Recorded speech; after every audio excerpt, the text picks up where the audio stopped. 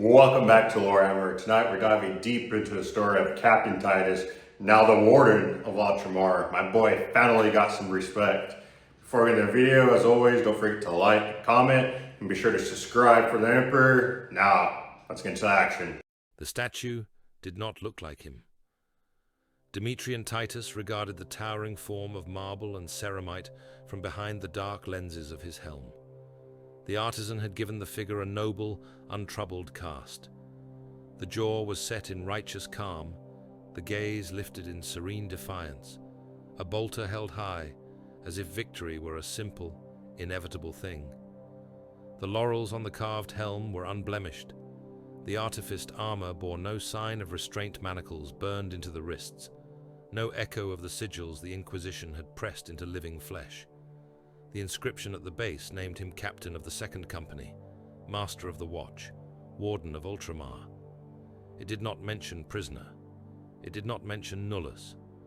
The Hall of Heroes stretched away in either direction, a cathedral of stone and memory in the heart of the fortress monastery upon Macragge.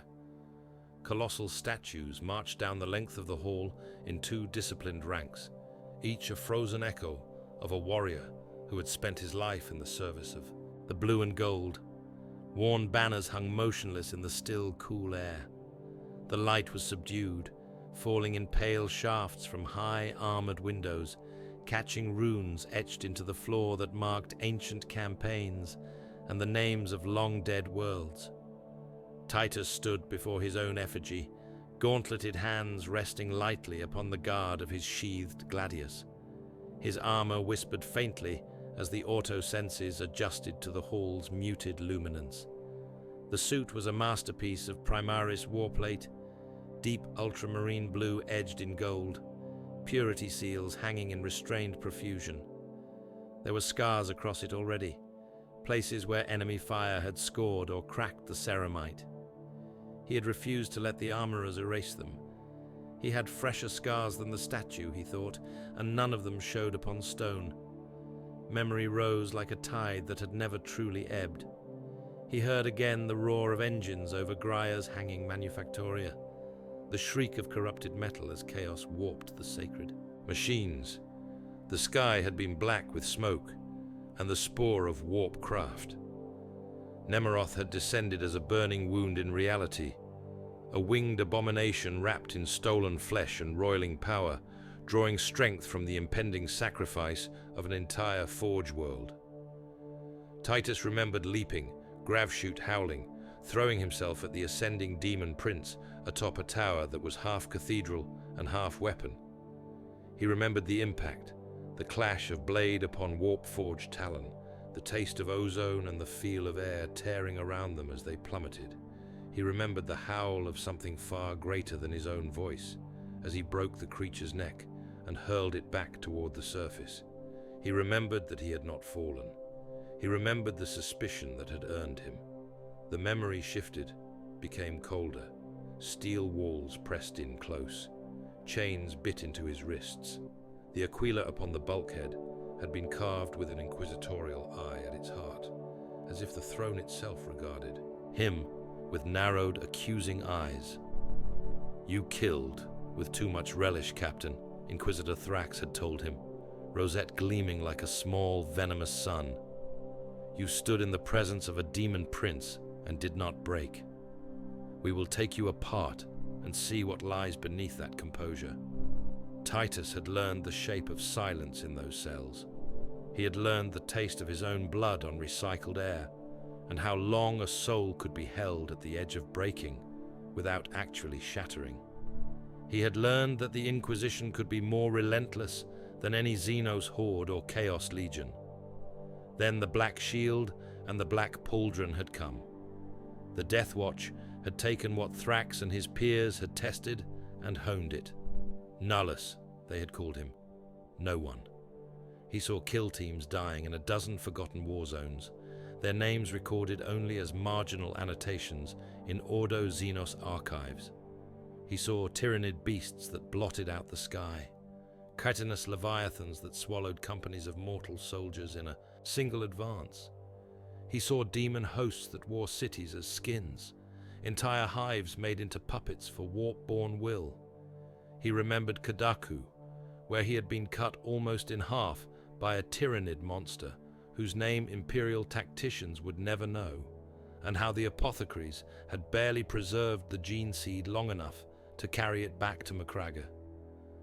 He remembered the Calgarian rites, the agony of reforging, the long passage through that narrow gate between death and rebirth.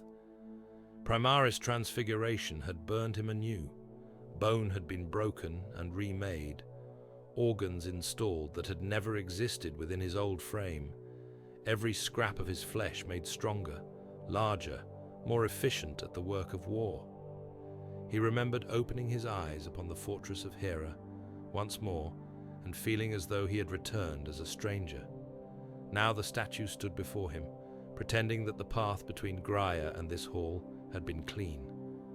"Captain." The voice was deep, Vox grill flattening it into a metallic growl. Titus turned. A warrior in the blue of the chapter approached, helm under one arm. His features were seamed with old scars, one eye a polished augmetic, the other a cold human blue. The white Omega sigil of the Ultramarines was edged in black upon his pauldron, and upon his greave an eye symbol marked him as one of the Wardens. "Mitaurus," Titus said. The veteran came to a precise halt, fist to breastplate. "The Primarch has called the council. The Strategium awaits you." Titus cast one last glance at the statue. The carved eyes stared past him, towards some imagined horizon of untroubled duty. "Then we will not keep our lord waiting," he said. He turned, cape whispering across the inlaid stone, and paced from the Hall of Heroes, with Mitaurus falling in at his side. They passed through the fortress monastery's inner ways, corridors where mortals rarely walked. Cherub servitors fluttered overhead, bearing purity seals and incense burners. Servo skulls drifted, augurs whirring softly as they catalogued every movement. Hymns to the Emperor and to Guilliman himself echoed faintly from distant chapels. Through narrow viewports, Titus glimpsed Macragge's sky, clear and pale above the snow-veined mountains, and the distant glint of warships at anchor beyond the atmosphere. The Strategium doors loomed ahead, two colossal adamantine slabs wrought with reliefs of the Great Crusade. Custodians in golden plate flanked them, guardian spears grounded, eyes like augur nodes behind their helms. Between them, robed chapter serfs and robed scribes of the administratum waited, each clutching data slates and scrolls like penitent offerings. At Mitaurus's signal, the doors rumbled aside. The Strategium of Macragge was a vaulted chamber in which wars were decided and sectors condemned or saved with a gesture. Hololithic projectors flickered across the central space, casting a false star field into the air. Icons burned there, worlds, fleets, warp routes, like veins of pale light. Around the main display stood officers and commanders, represented in the flesh or via shimmering projections. Holographic fields crackled around distant figures, their images slightly delayed, sound arriving with a fractional lag that meant little to post-human minds. At the far side of the chamber, elevated slightly upon a low dais, stood Robote Guilliman. The Primarch of the Ultramarines was a living monument, taller even than his gene sons in their armor, clad in the ornate panoply of a lord of war and a statesman both. The blue of his warplate was the rich hue of the chapter's standard, trimmed in gold and studded with relics taken from campaigns stretching back to the days when the Emperor still strode among men. A cloak of white fell from his shoulders. His face was that of a marble statue given life, noble, stern, eyes bright with a cold, analytic light. Titus felt something in his twin hearts tighten. He dropped to one knee as he approached, helm bowed, fist to breast. Mitaurus mirrored the gesture. "My lord," Titus said. "Rise, Demetrian," Guilliman replied. His voice carried easily through the chamber, needing no augmentation beyond the natural resonance of a being wrought to command armies. "You are captain. You kneel to no one save the Emperor, and then only in prayer. Titus rose. For a heartbeat, he felt again the weight of chains on his wrists, heard the barked orders of inquisitorial jailers. Then, the memory sank back beneath the surface, leaving only cold clarity. "Warden of Ultramar," the Primarch said, studying him. "Master of the Watch, you have walked a long and brutal road to stand here." "I have walked where you ordered me to walk, Lord," Titus answered, "and where fate decreed when it tore Grier from my grasp and delivered me to the Ordos." Guilliman's expression shifted by a fraction, a faint narrowing of the eyes that might have been approval. "You survived what they could not break. You learned from the Death Watch. You bled in the Fourth Tyrannic War. You stood at Zahuj and at Bastio. You have seen more of the Imperium's rot than most of your brothers." Titus inclined his head. Zahuj blazed behind his eyes for a moment, the sky aflame with tyrannid bioplasma and Imperial ships burning as they fell. Bastio followed, bastions grinding under the weight of chaos assaults, demonic hosts clawing at reality, where the void thinned, mortal defenders breaking and being shot by their own officers to preserve a semblance of discipline. He remembered standing upon walls made of pressed corpses, fighting not to hold ground, but simply to delay the inevitable collapse. "You know," Guilliman continued, "that our realm is not what it once was. Ultramar is a bastion in an age of ruin, but it is not yet what it must be." He turned, and with him the entire chamber's attention moved to the hololithic display. The starfield shifted, zooming and rotating until a familiar pattern filled the air. The systems of Ultramar, the core cluster of the realm Titus had sworn to guard. Macragge burned as a bright icon at the center. Around it, other worlds glowed. Calth, Espandor, Talassar, Eax, Prandium remembered only as ruin. Beyond the core, the projection expanded. Dozens, then hundreds of worlds flared into being, points of light in a broad, curving sweep that wrapped around the familiar heartland. Warp routes laced them together. Icons marked battlefields, enemy presences, staging grounds. "The 500 worlds," Guilliman said. "What was, what should be once more. Not merely Ultramar restored, but Ultramar ascendant. A bastion of order and strength in a galaxy of madness." He gestured, and sectors swam into focus. Conor, marked by bitter campaigns fought against the archenemy. Vespator, its systems stained by orc warfare, tyrannid incursions and lingering warp storms. Andamung, where trade routes and refugee flows tangled into a knot of desperate politics. Protos, on the very edge of the darkened half of the galaxy, where the Imperium Nihilus lapped like a hungry sea. 4 primary fronts, the Primarch said. Conor, Vespator, Andamung, Protos. Each a theatre of war, each a test of doctrine, logistics, and will. I have set forth the framework in the Concilius Imperatus Ultramar. A servitor bore forward a great tome bound in ceramite and brass, its pages parchment thick, its spine reinforced with micro-servos. Titus knew of it. Guilliman's work catalogued not only the ideal structure of the Reclamation, but contingencies, codicils, permutations. It was a book of war and rebuilding both, a guide to conquering and then holding in the face of endless pressure. "The text is not scripture," Guilliman went on. "It is a tool. You will use it as such." "Conor goes to Tetrarch Agaman," said another voice, firm and resonant. Marneus Calgar stepped into Titus's peripheral vision, chapter master of the Ultramarines, his artificer plate marked with the scars of countless campaigns. His mastery of mortal regiments and ground warfare will rebuild that front. "Portan takes Andamung," Guilliman said. "He will fortify, stabilize, turn fractured worlds into chains of bastions." "Felix commands the Vespator front," Calgar added. "His talent for refused flank warfare and theater-level feints is invaluable against the kine of the Orc and the swarm mines of the Tyranids. And Balthus, Guilliman concluded, drives the advance into Protoss. His aptitude for aggressive strikes will buy us ground before the arch-enemy can fully react. Around the Strategium, icons corresponding to each Tetrarch brightened on the hololithic map. Beside them bloomed sigils of the shield chapters, the sons of Aura, their crimson marking them as shadow hunters and duelists without equal. The reborn, whose obsession with armored warfare and armored conclaves bordered on mania. The praetors of Ultramar, methodical as the Codex itself. The Aquiloan Brotherhood, whose zealous adherence to Ultramarian doctrine made them as dangerous to deviants and cultists as any inquisitorial purge team.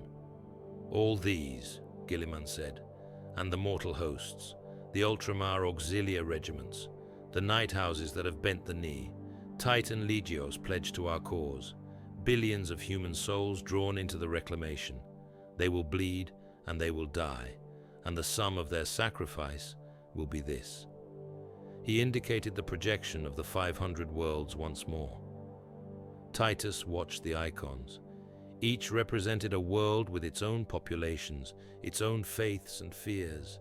Each would in time become a battlefield. Some would endure, many would not. He felt nothing like pity. He felt only the weight of calculation. "My lord," he said, "where do you wish the sword of the second to fall?" Guilliman's gaze came back to him. "You are Warden of Ultramar, Master of the Watch. Your duty is to guard this realm, to strike where the line buckles. But the Reclamation must begin somewhere, and there is one front where your presence is required from the outset." The hololith shifted again, zooming down along one vector within the Vespertor front. Systems flared, then dimmed, until one remained bright, marked with the cog of the Adeptus Mechanicus, overlaid with the Omega of Ultramar. "Nova Magnor," Calgar said. "Forge world, linchpin of the Vespertor supply chain. Its forges feed half a dozen systems. Its orbitals can refit a fleet. Beneath its surface run linked tomb complexes of the Necron tier." Titus studied the icon. "We have confirmed Necron awakening?" "We have more than that," Guilliman said. "We have reports of a particular warlord." A secondary projection bloomed beside Nova Magna's light. It was not an image, but a glyph, jagged and angular, composed of lines that hurt the eye if one stared too long. Around it, fragments of data appeared, machine code strings, blurred pick captures of metallic figures striding through fields of the dead, scraps of transmission recovered from dying voxnets. "Necrosaur Amentar," Calgar said. "A destroyer lord whose presence accelerates the destroyer curse in those around him. Entire tomb complexes have fallen into madness under his influence. His forces are a patchwork of dynasties. The one constant is this sigil." "The Nightbringer," Guilliman added, "or what remains of that ancient horror. Necrosaur is obsessed with recovering shards of that Cetan. He has attempted to seize Tesseract labyrinths before. Intelligence suggests that one such shard lies within the deep structures beneath Nova Magnor. If he succeeds," Calgar said, "we will face more than phalanxes and war engines. We will face a fragment of death itself, bound to his will." Titus felt a cold anger stir. Chaos demons, Tyranid hive beasts, Necron death machines, Cetan shards. The galaxy seemed bent on offering humanity ever more inventive ways to die. "You will go to Nova Magnor," Guilliman said, and there was no room for argument in the words. "You will secure that world for Ultramar and the Reclamation. You will deny Necrosaur his prize. No Xenos relic, no alien deity fragment, no heretic cult may be allowed to claim that shard." He paused, then added, "You will do whatever is necessary. You have already shown that you understand what that means." Titus met his Primarch's gaze. He thought of Grier, of being taken in chains for doing what had to be done, of Death Watch kill teams dying far from home for objectives no one else would ever know. of Bastia's walls, where he had ordered bombardments upon positions still holding Imperial banners, because to do otherwise would have given chaos time to rally. "I will not fail you," he said. "I know," Guilliman replied. "That is why I give you this burden." Later, aboard the strike cruiser Righteous Fury, the wars of the Strategium became metal and men.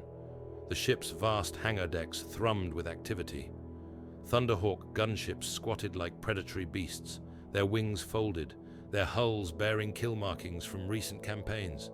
Rows of drop pods hung suspended, each a steel coffin waiting to be hurled into a planet's gravity well. Armory servitors moved in jerky procession, bearing stacks of bolt gun magazines, chainswords, grav chutes. Tech Marines walked among them, murmuring binary prayers to the machine spirits.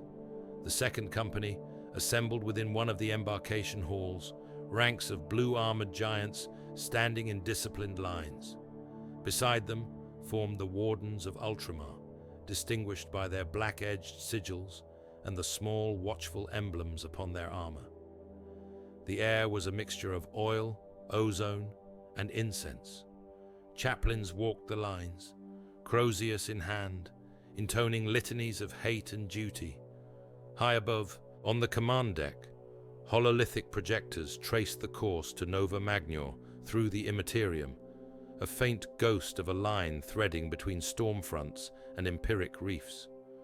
In the Librarius, Varro Tigurius knelt within a circle of softly burning runes, his eyes closed, his staff resting against one shoulder. The chief librarian's presence flickered a heartbeat later upon the Righteous Fury's Strategium, a translucent version of the Psyker that hovered above a separate projection node. "You walk into a nest of dead gods and restless machines, Titus," the hollow form said. "The warp echoes with the movements of Necrosaur's host. There is a cold hunger in that pattern." "I have seen hunger before," Titus answered. "It bleeds, it burns, it dies." "Perhaps," Tigurius mused, "or perhaps it only changes form. Be wary. There are shadows upon shadows in this campaign." "When are there not?" Titus replied. "Thank you for your warning, Chief Librarian. I would ask one boon of you. Watch the wider skein. If Nova Magna falls, it will not be for lack of courage. It will be because a blade we did not see has been drawn elsewhere." Tigurius inclined his head. "I will watch. The Reclamation is a storm front across the stars. Where the waves break hardest, I will seek you." The projection faded. Titus stood alone for a heartbeat on the command deck, the hololithic map of Vespator turning slowly before him. Nova Magnor's icon pulsed like a wounded organ amid a web of hostile contacts. He descended to the embarkation hall. The assembled Astartes turned as one at his approach. He moved among them, helm under his arm, gladius at his hip, the weight of his responsibilities heavier than the war plate upon his shoulders. Mataris and Gadriel stood at the front, veterans both, their armor more scarred than most. Titus halted before them. "Wardens of Ultramar," he said, raising his voice so that it carried to every corner of the hall. "Brothers of the Second." The echoes died, leaving only the faint hum of the ship's systems and the distant clang of machine work. "You know what waits beyond the veil," Titus continued. "You have seen tyrannid swarms and chaos hosts. You have stood upon walls that should have fallen, and you have not yielded. Now we go to face a legion that does not fear death, led by a lord who wishes to extinguish the very concept of life." He let that hang for a heartbeat, then went on, voice hardening. "I have been a prisoner of the Inquisition. I have been a nameless blade in the Death Watch. I have seen how little the Imperium values even its own defenders when fear whispers in the right ears. I have watched allies falter, commanders hesitate, worlds die because those entrusted with them lacked the will to do what duty demanded." He looked along the lines of helms and eyes, reading the silent resolve there. "That will not happen under my command," he said. "Worlds will burn before I allow another Grier. If a city must be reduced to ash, To deny the enemy a foothold, I will order the bombardment. If an ally quails or strays from the path the Primarch has set, I will not hesitate to cut him down. We are not here to preserve our honor.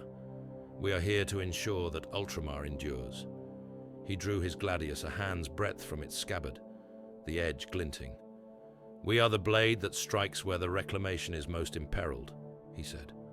We are the Wardens. We keep the watch so that others may live behind walls they will never know we held. Remember that when you set foot upon Nova Magnor. Remember that when the dead rise from beneath the forges, and the Xenos seeks to claim a fragment of a god. He sheathed the weapon with a decisive motion. Prepare for translation, he ordered. Make your peace with the Emperor, with Guilliman, and with your own conscience. Some of you will not return. That is acceptable. Failure is not. A low, wordless sound rose from the assembled warriors. Not quite a cheer, something darker and more controlled. Chaplains took up litanies. Engines rumbled into higher readiness. Runes lit across helm displays as the fleet signaled its approach to the translation point. Titus turned and made his way to the command throne as the Righteous Furies bridge crew chanted the rituals of warp passage. The Geller field generators thrummed, building their protective screen against the predations of the Immaterium. Vast lenses and observatories turned away from real space stars to focus upon the invisible turbulence ahead. "Captain," called the shipmaster, a gaunt man whose features were more augmetic than flesh, "we are ready to translate on your word." Titus looked once more at the main display. The Vespertor front lay ahead in ghostly miniature, a wound in the greater night. Nova Magnor pulsed at its heart. "Begin the translation," he said. Alarms sounded in measured sequence. Warning runes flared across displays. The Geller field roared into full strength, a caged sun of faith and engineered will. Reality around the Righteous Fury shuddered. The ship slid into the warp like a blade into a sheath. Demetrian Titus, captain of the Second Company, master of the Watch, Warden of Ultramar, closed his eyes for a heartbeat and pictured Nova Magnor burning, pictured Necron tombs erupting beneath forge stacks, pictured Necrosor clutching a shard of the Nightbringer to a chest of living metal. He opened his eyes on the blood-colored tides of the Immaterium dancing across the ship's external augers and felt nothing but cold resolve. He would see those images in truth soon enough. The tomb world awoke in silence. Deep beneath a dead sun, far from the light of Ultramar, a vault of black stone shuddered as forgotten systems roared back to life. Geometric patterns glowed upon obsidian walls, lines of sickly green racing outward in perfect symmetry as command protocols cascaded through buried strata. Stasis fields flickered and died in ordered sequence. Dust that had lain undisturbed for an age lifted in thin spirals, disturbed by no breath, no breeze, only the stirrings of machine souls. At the heart of the vault, a sarcophagus of interlocking necrodermis plates split along unseen seams. Pale light spilled from within, colorless and cold. For a long moment, nothing moved. Then something unfolded itself from that coffin of living metal. It rose upon limbs that had once been regal and measured and were now bent toward killing. The frame was that of a Necron lord, elongated, armored in segmented plates etched with glyphs that had been old when mankind still crawled in the mud of old Earth. Its head was a death mask stretched into a rictus that was almost a grin. In one hand it bore a weapon that was less a tool and more a principle given form, an entropic scythe that whispered as it moved, unmaking the world wherever its edge passed. Necrosor Amentar straightened to his full unnatural height. The tomb world felt him. In the galleries surrounding his vault, lesser forms jerked within their cradles. Warriors, immortals, Lichguard, cryptex in their arcane harnesses, all bound to the same command lattice, all connected through pulses of logic that were more emotion than thought. Where once there had been cold discipline and ordered hierarchies, another presence poured like poison. The destroyer curse was not a word, not truly. It was an impulse. It was the moment when a mind that had been caged for uncounted cycles looked upon existence and saw only the insult of other lives. It was the revelation that the only true order was a galaxy in which nothing moved, nothing grew, nothing remained to offend the purity of void. Necrosaur's awareness spread across the tomb complexes like a contagion. Where it touched individual nodes, they flared, stuttered, and twisted. A warrior in one arcology snapped its head up within its cradle, optics burning brighter as fresh directives flooded it. A cryptech froze in the middle of a computation it had pursued for a century and erased its own work without hesitation. A squad of immortals, already active, halted mid-stride as their firing algorithms rewrote themselves with a single priority: annihilate. Entire courts bent under his presence. Some resisted for a moment, protocols clinging to ancient oaths sworn to dynasties whose names had not been spoken since the war in heaven. Those oaths shattered like brittle glass. The curse spread, and wherever it passed, a spark of individuality died, leaving only the ecstatic obsession with destruction. Within Necrosaur's own mind, something flickered that might once have been a memory. Not of this hollow metal frame, not of the precise angles of his necrodermis armor, but of flesh. The weight of a body, the drag of breath, the ache of fear.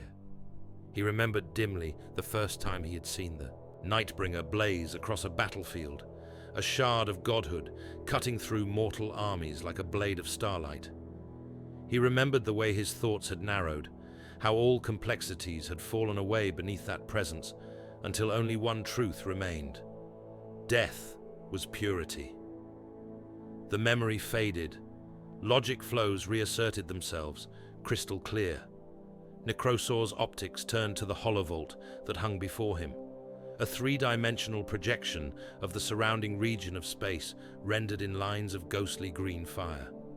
Stars shone there as precise points, each annotated with data codes describing its mass, its attendant worlds, its history of harvest or neglect.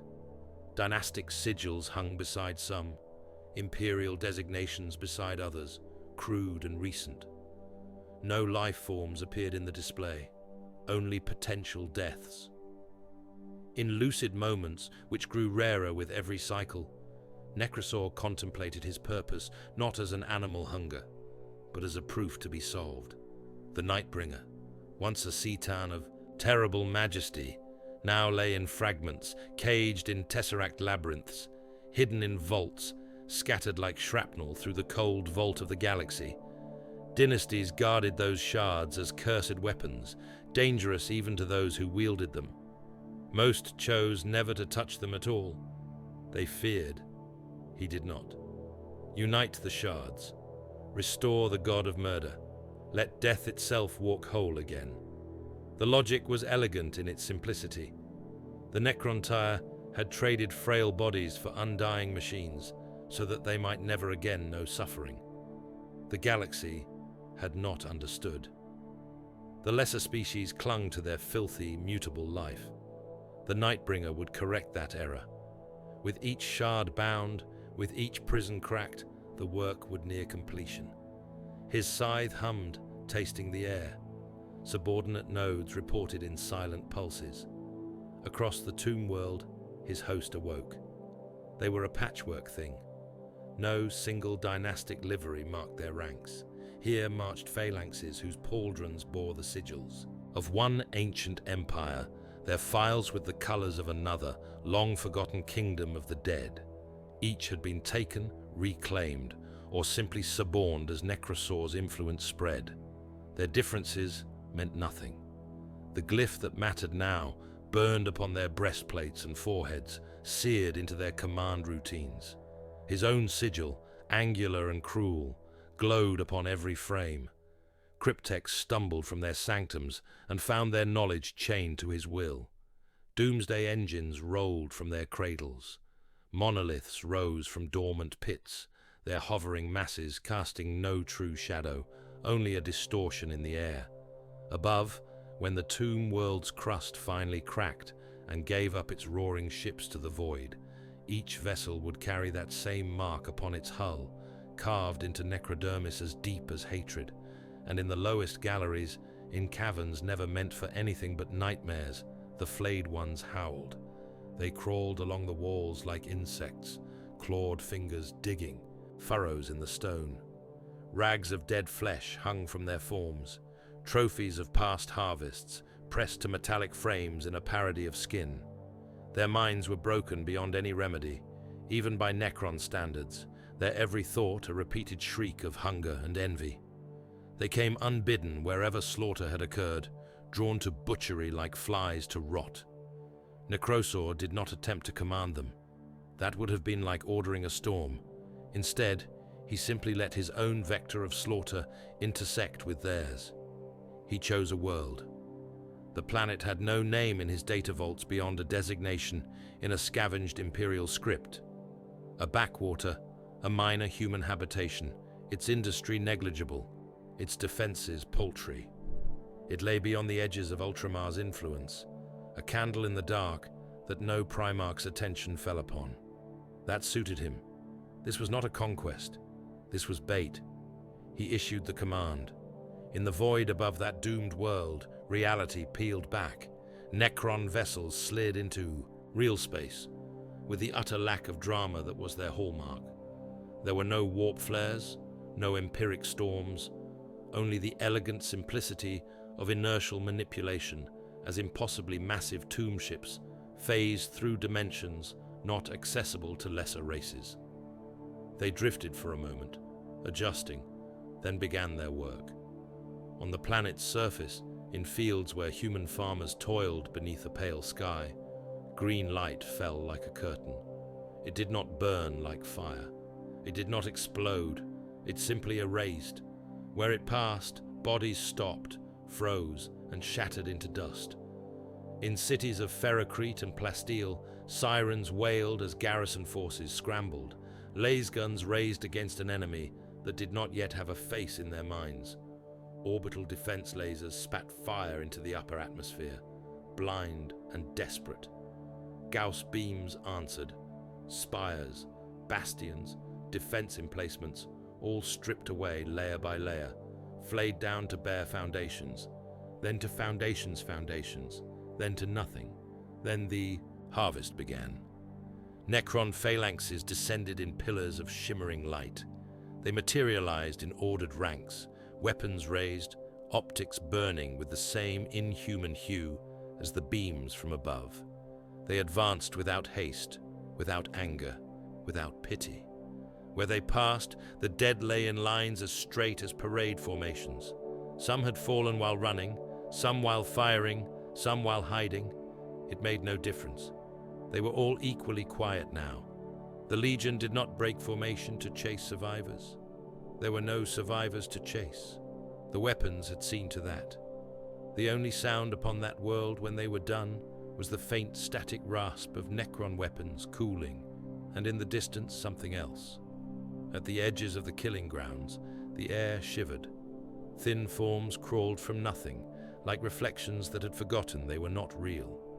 Flayed ones emerged in twos and threes, and then in larger clusters, optics flickering with mad hunger. They scuttled over the bodies, tearing at them with hooked fingers, pressing strips of meat to their own frames, adding fresh tatters to their grotesque finery. Their keening went on, thin and high and ceaseless, a sound that would have broken mortal minds had any lived to hear it. Necrosor watched through 100 eyes, content. The psychic spoor of such slaughter would radiate through dimensions beyond the merely material. Other flayed packs, sniffing those currents, would come. They would attach themselves to his movements as remoras latch upon a shark. He moved on. Elsewhere, another tomb world stirred, but for a different reason. An overlord whose name had once been intoned with reverence across an entire arm of the galaxy stood upon a balcony of black stone, and watched the stars through a vault of force fields. To either side, his court waited in perfectly still ranks. Immortals bearing his colors flanked the dais. A cryptek hunched over a staff of impossible geometries. Within the Overlord's mind, data streams flowed, updating him on harvest quotas, defensive readiness, the status of his biotransference forges. Then a new signal arrived. It was not a transmission in any conventional sense. It did not travel through Vox, through hyperwave, through any carrier known to the younger races. It was a change in the tone of the underlying command lattice, a discordant note in the music of their ancient network. A glyph burned across his internal vision, overriding every other input. Necrosor's sigil. Around the Overlord, members of his court twitched. For a heartbeat, their optics flared, their posture shifted, as if an order had been issued that they did not quite hear. The cryptek's staff glitched, its field lattices skewing by hair-thin margins. A panic he had not felt, since he had still possessed a beating heart, clawed at the Overlord's logic cores. He knew what that mark meant. He knew the stories whispered in metallic clicks among lords when they thought their subordinates were not listening. He knew that wherever Necrosor marched, the destroyer curse bloomed like a plague, turning disciplined hosts into suicidal weapons, with no care for anything but extinction. He knew, too, the tales of Nightbringer shards torn from their cages, unleashed upon battlefields until even Necron forms had been scythed down in the indiscriminate harvest. His advisors spoke in bursts of Binharic. Some argued that they could resist, that their protocols were strong. Others recommended allying themselves, riding the wave of destruction to cleanse rivals. The Overlord chose the third path. "Begin full-phase withdrawal," he ordered, his voice cold and clipped. "Seal the tombs. We depart this region. Now." His cryptek opened his mouth to protest. The Overlord turned a single burning glance upon him, and the complaint died unspoken. Within moments, power surged through the tomb world's deepest corridors. Entire galleries shuddered as matter disengaged. From the crude fabric of the materium, structures faded, flickered, and were gone. The world itself groaned as core generators shut down. From orbit, a distant observer might have seen cities of black stone flicker like candle flames before going out, leaving only barren rock. By the time Necrosor's fleet crossed that space, there was nothing left to claim. The Overlord and his court had chosen dishonor over annihilation, and their world passed into legend as one more ghost planet among countless others. Necrosor barely noticed. His attention was fixed upon other data now. In the shifting starfield of his holovault, one point pulsed in a pattern that prickled like static along his senses. It was not light, not truly, but a specific configuration of energies deep beneath a forge world's crust. A signature he had learned to recognize in the same way a predator knows the smell of blood. A shard of the Nightbringer slept there, caged in complex fields and reality knots, bound within a Tesseract labyrinth that the lesser races could not even begin to comprehend. The planet around it was labeled in ugly imperial script, a clumsy designation overlaying older Necron codes that referred to linked tomb complexes and geothermal extraction arrays. In human mouths, the name was Nova Magnor. Necrosor recalculated his course. The holovault redrew itself. Paths of prior campaigns were erased. New vectors unfurled from his current position toward that distant point in Vespertor space. The logical cost of diverting his forces was high, measured in opportunities lost elsewhere, but the prize outweighed such considerations. He turned his scythe, a ritual gesture without purpose in a vacuum where no one could see, and his ships began to move. Far from his cold determination, upon the surface of Nova Magnor itself, a different mind framed the same data in very different terms. Archmagos Controvertant Oct stood before a curtain of hologlyphs, mechadendrites unfurled, around him like the limbs of some titanic metal spider. His flesh was reduced to a thin, desiccated core buried in the heart of a towering frame of augmetics. Dozens of lenses replaced his eyes, irising and refocusing in complex sequences. Vox grills clicked and whispered binary canticles as he communed with the noosphere. The forge world roared beneath his feet. Manufactoria belched smoke and flame as forges churned without pause. Titan assembly cradles glowed with the light of newborn god engines. Macro foundries stamped out chassis for Lehman Russ battle tanks, chimera hulls, baneblade super-heavy frames. Skitari legions drilled in vast enclosures, their cybernetic limbs whispering against plasteel. Nova Magna was a heart in the Vespertor front, pumping war material to 100 embattled systems. To Oct, it was a shrine. Data poured into him from Auspex arrays that peered not just into the void, but into hidden bands of reality. Deep within the planet's crust, beneath the roots of its oldest manufactoria, something pulsed. Not tectonic stress, not magma flow, but a signature of fearful elegance. Energy bound in folded spatial matrices, power compressed into a pattern that resonated upon frequencies he had only ever seen in the oldest, most forbidden Martian archives. A Tesseract labyrinth, a prison, or as he preferred to think of it, a tomb. Angel of the Omnissiah, he crooned through his vox grills, words interspersed with static.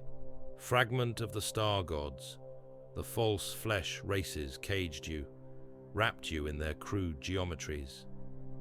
He had followers who watched him with reverence from the shadows, tech priests whose robes were cut just a little differently from their peers, whose augmetics bore sigils half scrubbed from records. They called themselves the Controverti, a subcult within the wider Mechanicus, walking a heretical path that venerated the Citan as manifestations of the motive force, angels of radiant data imprisoned by the arrogance of the Necron tier. To most of Mars, that doctrine would have brought immediate censure and purging. Here, on a distant forge world beneath the cloak of war, Oct had room to breathe. The Ultramarian Reclamation, and the 500 worlds in particular, were a pilgrimage in his eyes. Wherever the Reclamation fleets marched, tomb complexes stirred. Necron vaults opened, and where Necron vaults opened, there might be cages, and within those cages shards of divinity waiting to be unbound. He dreamed of being the one to free them, to restore their rightful place in the great symphony of the Omnissiah, to bring an angel of burning starlight to Mars and present it to the fabricator as a gift beyond measure. Of course, the Ultramarines and their Primarch would never see it that way. They spoke of shards as abominations, as weapons to be destroyed or buried. They lacked the proper perspectives. That was acceptable. They did not need to understand. They only needed to fight where he pointed until the way to the cage was clear. "Nova Magnor," he rasped, mechadendrites twitching in subtle ecstasy. "We shall be your custodians. We shall be your liberators." Beyond his forge world's orbit, wars already burned. The Vespertor front was a scar across the stars, a region where imperial order had frayed under the pressure of orc empires, tyrannid splinter fleets, chaos incursions, and simple anarchy. Tetrarch Felix, one of Guilliman's chosen lieutenants, waged a campaign there, measured not in cities, but in systems. His talent for refused flank warfare, for drawing enemy strength into killing grounds, and then cutting away support, had already shattered 2 orc empires, and lured a tyrannid tendril into the guns of an amassed fleet. On a continental battlefield upon one agri-world, the Astra Militarum fought in numbers that turned maps into abstractions. Trenches ran from horizon to horizon. Regiments of Ultramar auxilia, raised from newly compliant worlds, shared firing lines with battered remnants of older Imperial Guard units. From orbit, the movement of armored columns looked like rivulets of mercury crawling across the land. Orc warbands crashed against those lines in waves of crude armor and stolen tanks, Their engines belched fire and black smoke, their guns roaring with a joy in battle that made mockery of human terror. Behind the Imperial trenches, colossal artillery pieces fired in unending sequence, their recoil shaking command bunkers dug deep into the bedrock. Felix's mark lay not in any single stroke, but in the way the field as a whole shifted.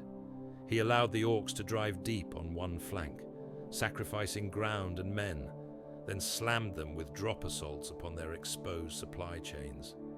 Shield chapters materialized like avenging ghosts, tearing the spinal cords from the green-skinned advance and leaving their main force thrashing uselessly before being buried under artillery. Above another world, a Tyranid bioship died under the combined fire of 3 battle fleets. Its husk broke apart, raining fleshy debris upon the atmosphere. Even as it fell, Death Guard warships emerged from a warp breach, their hulls dripping filth. Felix diverted a third of his strength, turning a victory into a grinding melee as he refused to let chaos secure a foothold. Shield chapters went where he pointed. On a shrine world whose name mattered less than its position on a supply route, the sons of Aurar moved through the ruins like wraiths. Their crimson armor was dull beneath layers of ash and soot. They flowed from shadow to shadow, bolters coughing controlled bursts that cut down cult leaders and Xenos agitators alike. When they finally broke cover in full, it was to fall upon the enemy command cadre in a storm of chain blades and fire. Elsewhere, the Reborn rolled forward in wedge formations of battle tanks and siege engines, their obsession with armored warfare turning entire continents into graveyards of twisted metal. They spoke few words and cared little for infantry. Their creed was simple. If it could not survive their treads, it did not deserve to exist. The praetors of Ultramar fought by the book and beyond it, their officers wargaming each engagement across multiple possible futures, feeding data into cogitators and noospheric linkages until the codex itself seemed to breathe and adapt through them. They turned lance strikes and ground advances into notes in a perfectly calculated score. The Aquiloan Brotherhood burned. They descended upon worlds where faith had wavered, where local creeds had drifted from the approved catechisms of Ultramar, and they corrected those errors with fire. They incinerated shrines that did not conform. They purged populations that clung to forbidden texts. They viewed political nuance as weakness. In their eyes, a world that resisted doctrinal adjustment was a tumor better excised than treated. All of these forces moved as part of a wider design, the reclamation of the 500 worlds. Their actions sent ripples through the warp, through supply lines, through data nets. Necrosaur's path through space intersected that design now, though neither side yet fully understood the other. In the cold dark beyond Nova Magnor, Necron vessels slid from their own unnatural transit into real space, grave silent. Their profiles were like knives laid upon velvet, all hard angles and impossible geometries. No lights shone from their hulls, no flares of exhaust. They simply existed where there had been nothing before. On the outer edge of the system, reality twisted once more. The strike cruiser Righteous Fury and its escorting vessels tore free from the Immaterium in a flare of tortured energy. Geller fields screamed as they disengaged from the predatory attentions of the warp. Storm shields of faith and machine logic that had held the nightmares of the Immaterium at bay folded back into dormant coils. Real space reasserted, itself with all its blessed limitations. On the Righteous Fury's command deck, Demetrian Titus sat upon the throne of command as the transition alarms fell silent. His helm lenses filtered the glare of status runes and hololithic projections. The taste of warp translation still lay faintly upon his tongue, a metallic bitterness that experience could never quite erase. "Translation complete," reported the shipmaster, his voice thin through the vox. "Primary augers reorienting, subsystems stabilizing. Bring up the system map," Titus ordered. The main hololith flickered, then flared into clarity. The star burned at the center of the projection, a white point surrounded by the regular orbits of its planets. Icons marked stations, orbital platforms, Mechanicus shipyards. Nova Magna itself glowed, its orbit thick with traffic. Then the auger returns finished collating.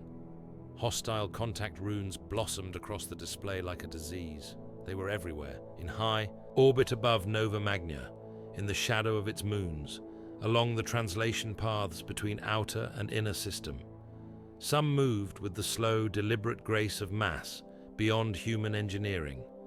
Others darted in tight formations, their signatures unnatural, clean, devoid of the usual waste output of engines. Necron vessels, not a probing raid, not a scattered force, but a host. "By the throne," murmured one of the mortal officers, before he caught himself and swallowed the oath. Titus stared at the spreading forest of enemy rune tags. There were Imperial signatures too, burning among them. Admiralty vessels of Battlefleet Vespator, red-marked ships of the Mechanicus, civilian haulers trapped in the crossfire.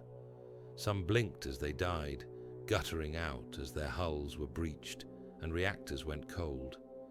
He had expected to arrive at the opening moves of a campaign, to shape the first strokes upon a largely blank slate. Instead, he had translated into the heart of a war already in full. Catastrophic motion.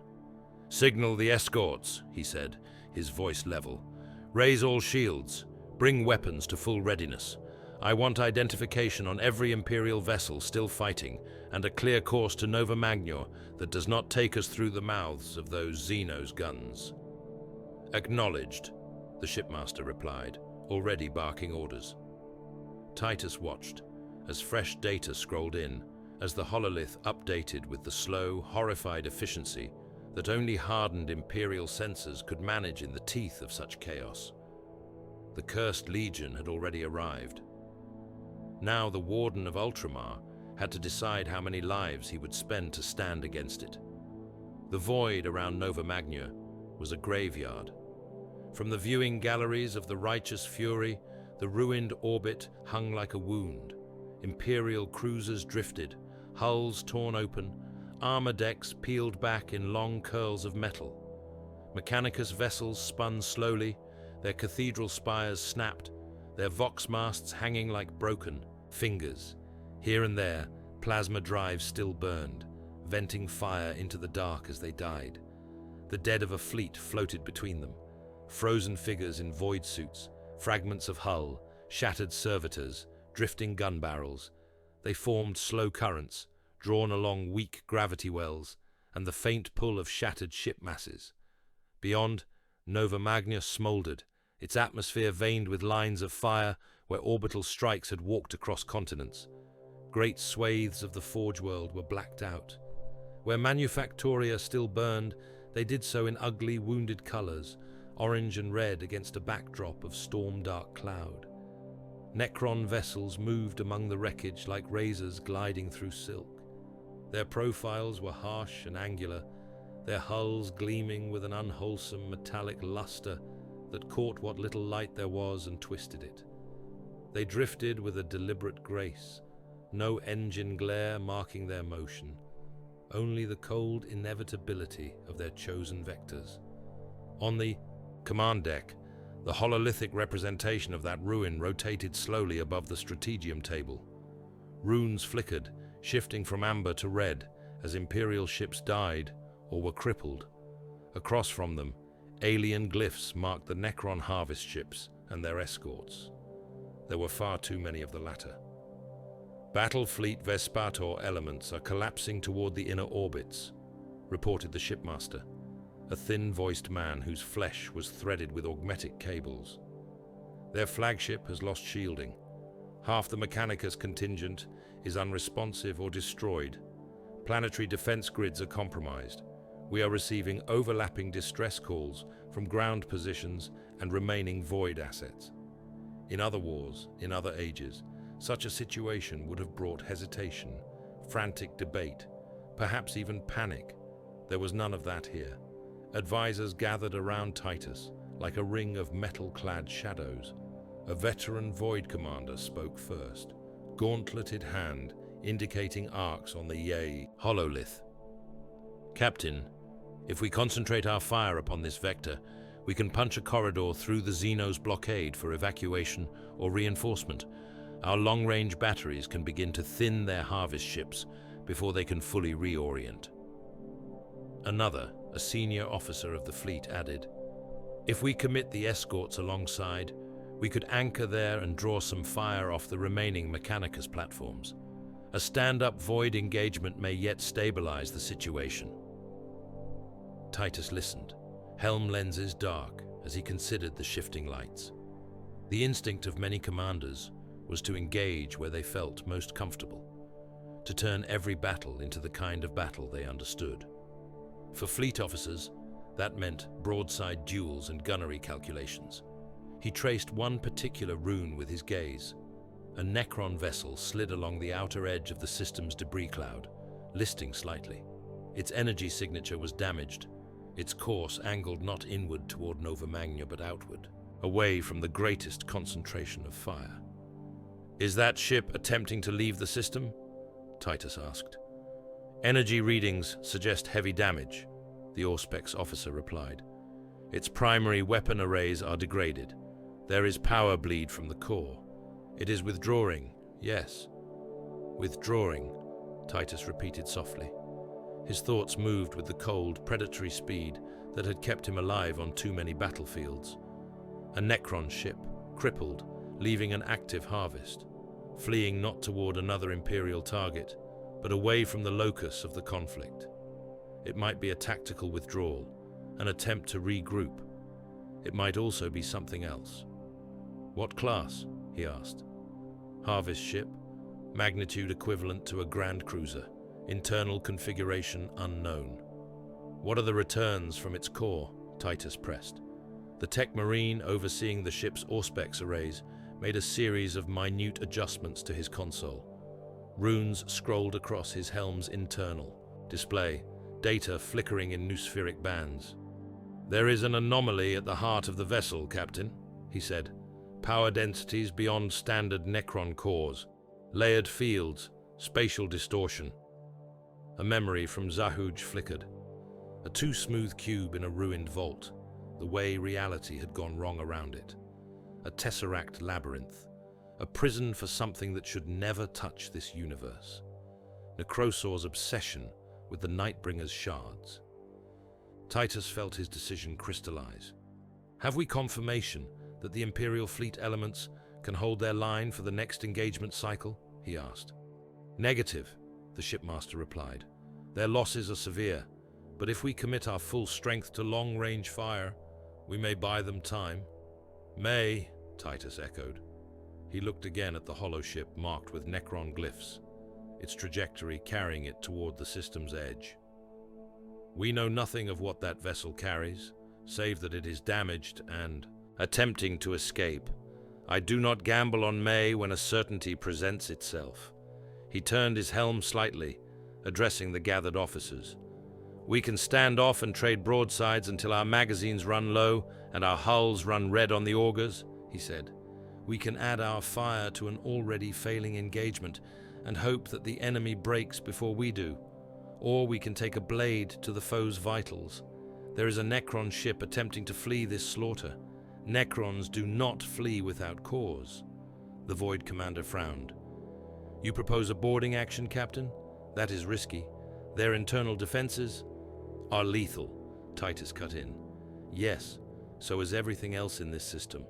I trust my brother's bolters and blades more than I trust the chance that the enemy will obligingly die at long range. We will close. We will take that ship. We will learn what they deem too valuable to lose." He pointed to the glowing rune. "Bring us upon an interception vector," he ordered. "Signal the escorts to screen our advance. Ready the teleportarium and Thunderhawks. The wardens and veterans of the Second will board that vessel and cut to its heart." The shipmaster hesitated for half a breath, then nodded. "As you command, Captain."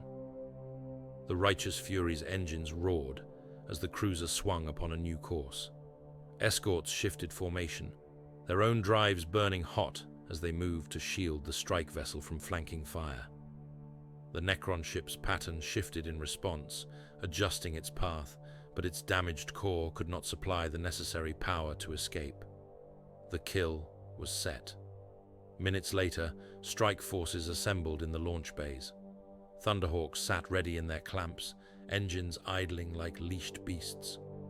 Teleportarium projectors hummed in their cathedral-like chamber, coils glowing with caged energy. The wardens of Ultramar and selected veterans from the Second Company gathered in disciplined ranks, armor sealed, weapons checked and rechecked. Their plate was marked by the dust of 100 war zones, scarred and sigil-bound. Titus walked among them, helm in the crook of his arm, gladius and bolter at his side. "Target is a Necron harvest ship," he said, his voice carried through the Voxnet into every helm. "Internal structure unknown. Resistance inevitable. We aim for the core. We will breach their hull at multiple points. Thunderhawks will carry the first waves to secure beachheads. Teleport strikes will follow into deeper zones once we have clear auger readings." Matarus, standing at the forefront, nodded once. "Orders upon contact, Captain?" "Standard engagement protocols," Titus replied. "Shoot until the enemy stops moving, then shoot him again. Do not waste time on trophies. We are not here for skulls. We are here for answers." He sealed his helm and moved to the teleport dais, motioning for a cadre of wardens to join him. Thunderhawks lifted from their clamps, engines blasting, gales across the decks, and roared out into the void toward the crippled Necron vessel. Moments later, the teleportarium coils reached full power. The world became light. Translation was a spear through the soul, even for an Astartes. Titus felt reality twist, felt the brief, nauseating sense of not being, as the machine spirits grabbed hold of his atoms and hurled them across the killing ground between ships. Then solidity crashed back in, and his boots struck deck. The first thing he noticed was the cold. Not the cold of a winter world, not the bite of wind and ice, but an absence so deep that it felt as if the concept of heat had been excised from the air. The void suits of lesser men would have cracked in such a temperature. His armor's internal systems labored briefly, compensating. The troopers materialized in a shower of residual lightning, their boots clanging upon a deck of black metal etched in geometric traceries. Dim, sickly light pulsed along the walls, the glow seeping like poison rather than illuminating. The corridor stretched away in both directions, its ceiling higher than it needed to be, its proportions subtly off, as if designed for something that had never quite been human. Bodies drifted. For a heartbeat, Titus thought the teleport had placed them in open void. Then his auto-senses adjusted, and the truth resolved. They were aboard the Necron ship. Gravity flickered, unreliable. In some stretches of the corridor, it held, dragging debris and corpses to the deck. In others, it faltered, letting waste and bodies float. Imperial and Necron dead, mingled. A Mechanicus tech adept hung in midair, limbs outstretched, Vox grill twisted in a frozen rictus of terror. His robes were scorched where Gauss fire had passed through him, leaving his flesh strangely untouched, but his internal organs converted to powder. Beside him drifted the upper half of a battle fleet officer, his uniform singed, his eyes glassy. Around them, Necron warriors lay, or floated in unnatural positions, limbs severed cleanly, torsos bent at angles their construction should not have allowed.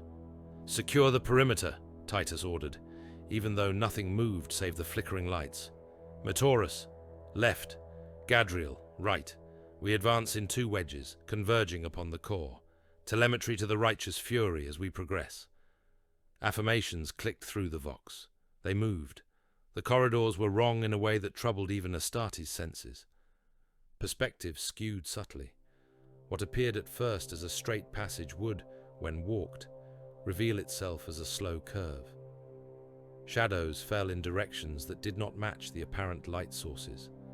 Sound was muffled, as if the walls themselves drank every noise. Their auspex returned jittering results, as if the ship's internal geometry fought being defined.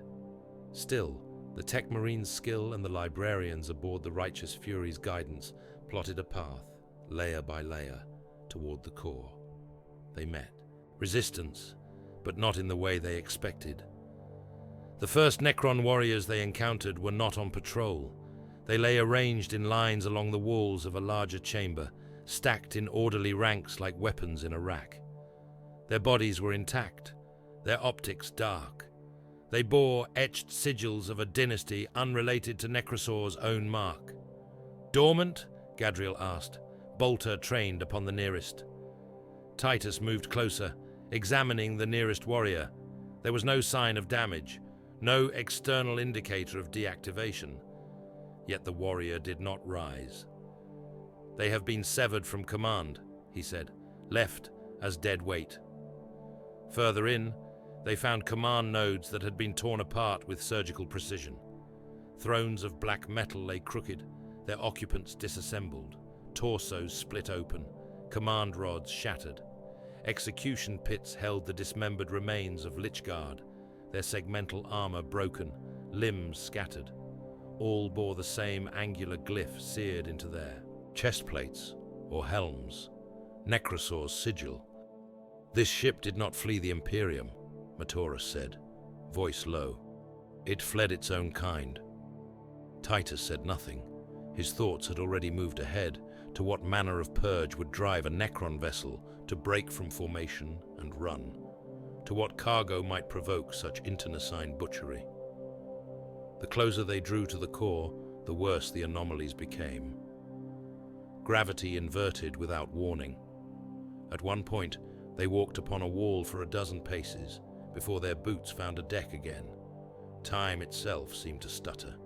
Vox ticks lagged, then leapt, as if internal chronology could not quite keep pace with their advance. Then they entered the heart of the tomb ship.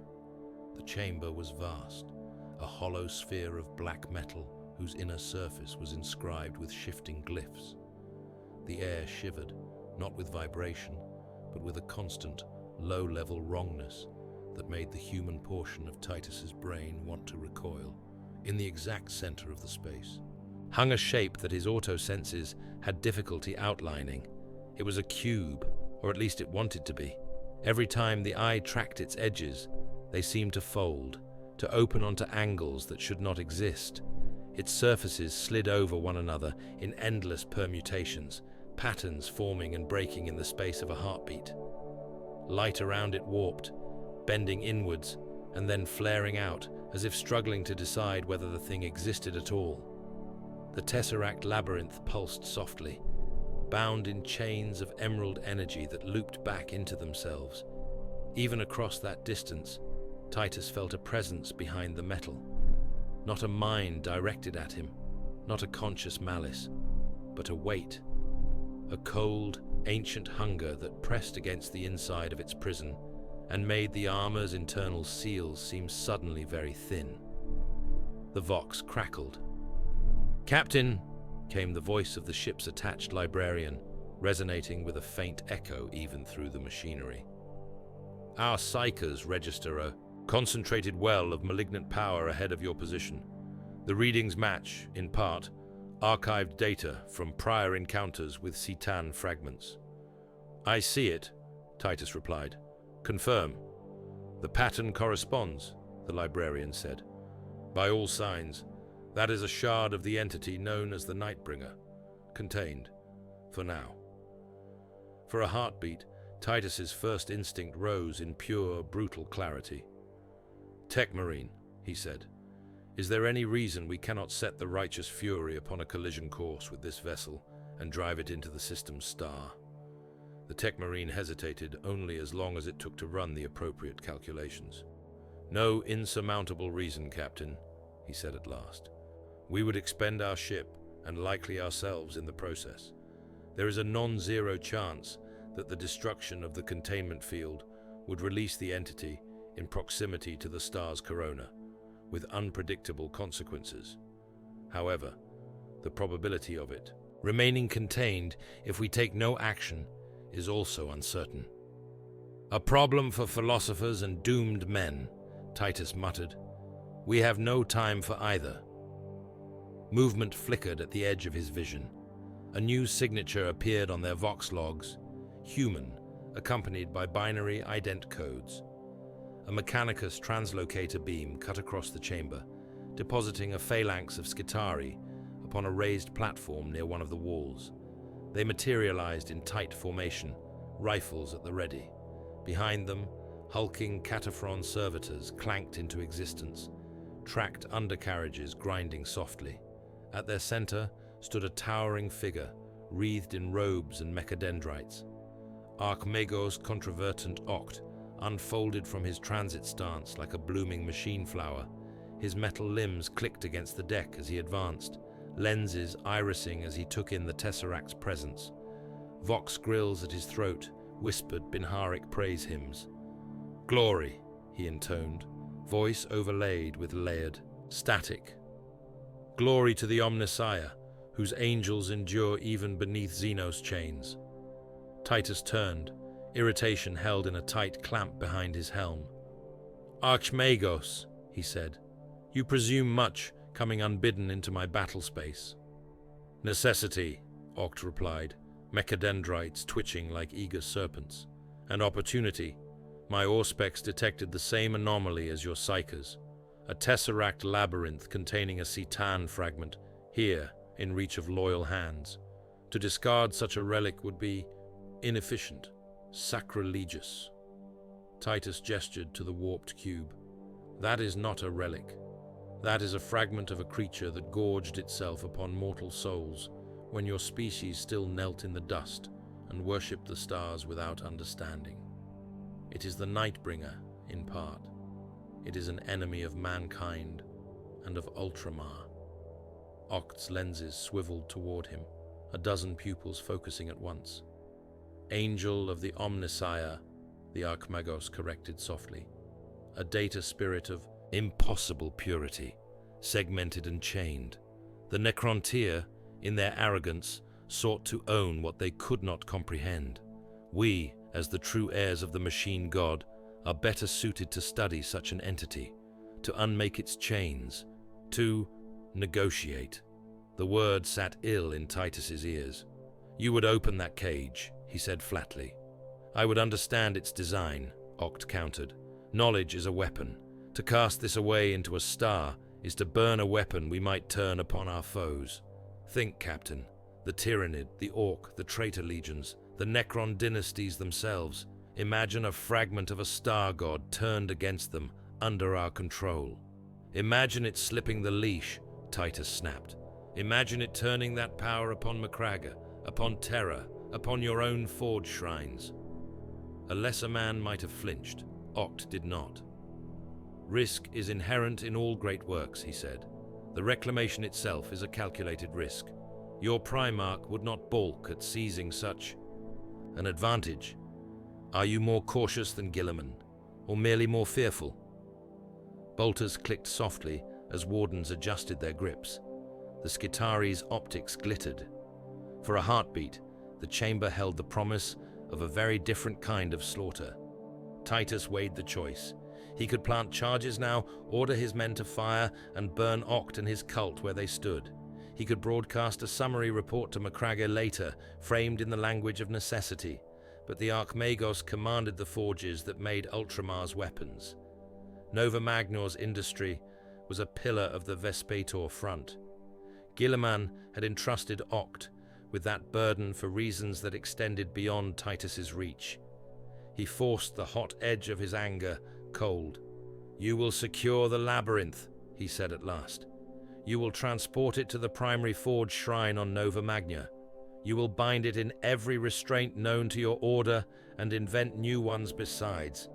Until the Primarch himself has judged its fate, you will not attempt to breach or tamper with its prison."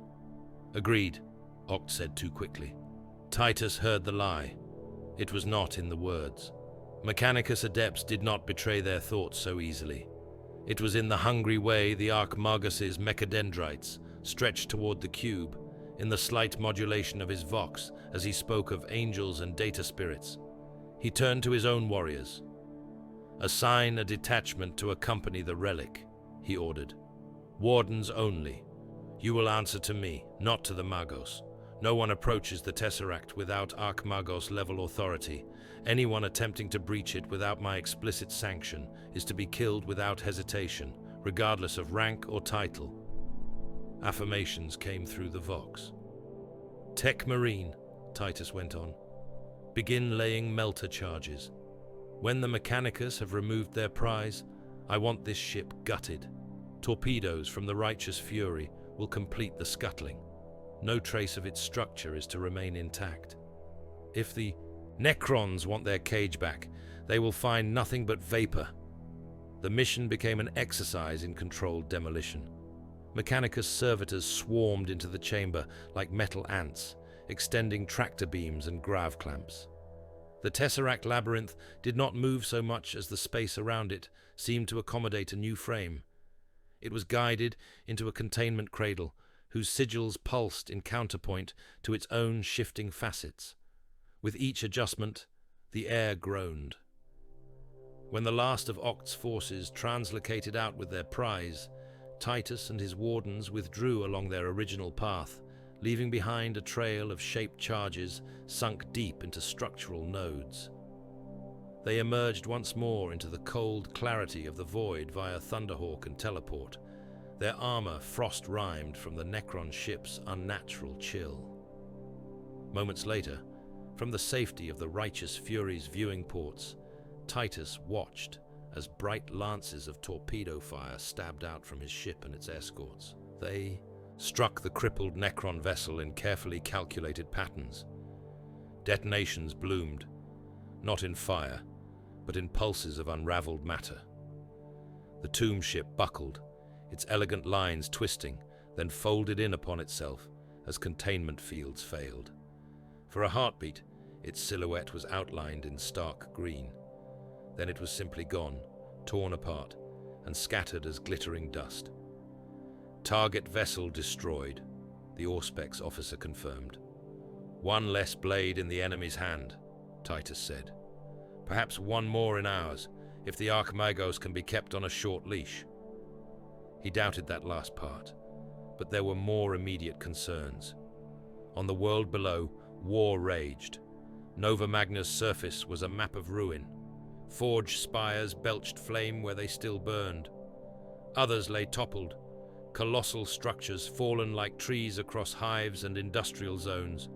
Cratered plains stretched between manufactoria complexes, churned by years of mining and recent bombardment. Necron tomb gates had erupted from the ground in a dozen major locations around the capital. Black obelisks thrust skyward, flanked by lines of metallic warriors that marched with pitiless coordination. From their ranks, intermittent beams of Gauss fire cut out, stripping away hab blocks level by level, turning fortifications into so much drifting particulate. Against them stood layers of Imperial defense.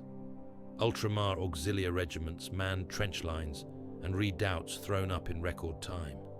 Their uniforms were already stained with ash and hydraulic fluid. Tanks of every pattern rolled in staggered formations, their battle cannons roaring. Hydra batteries tracked skimmer constructs and cut them down in hails of flak. Planetary defense forces, men who had been factory wardens and hab enforcers only months before, fought with what courage they had, lasguns spitting thin beams into the advancing metal tide.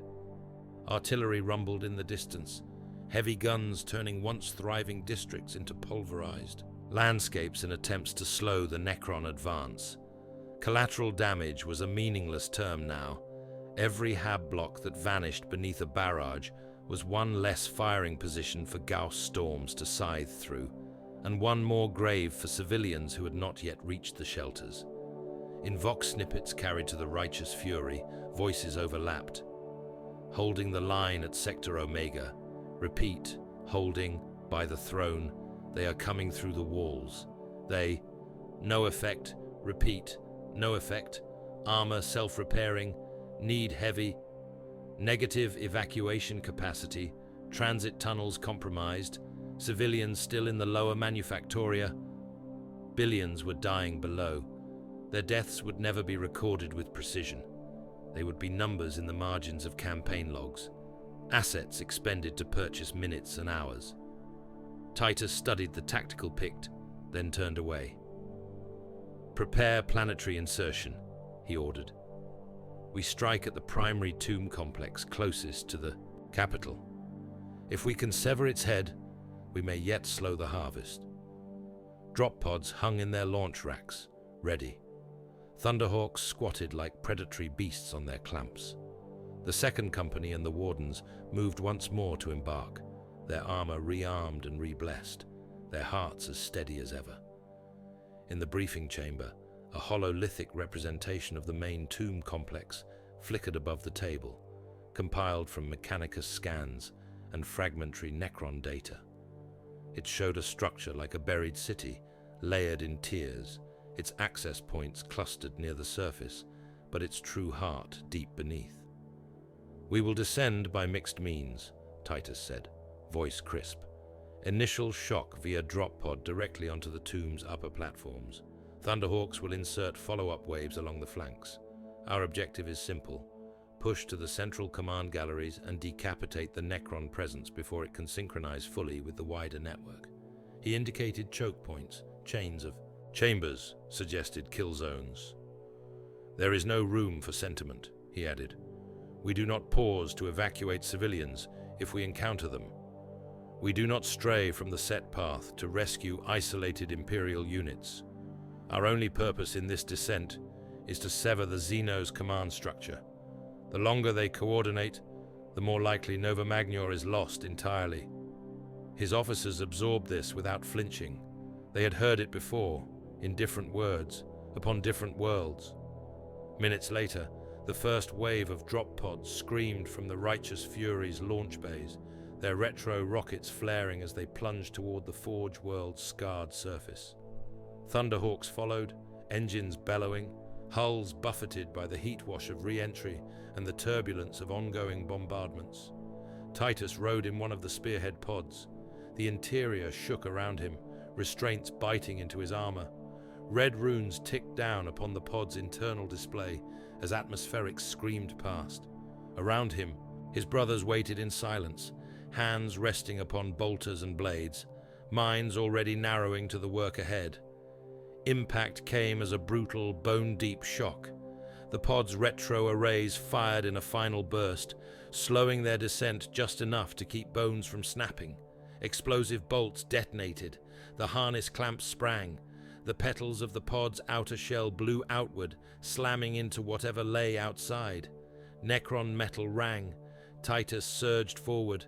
They emerged into the upper galleries of the tomb complex, a landscape of black platforms suspended over depths that seemed to swallow light.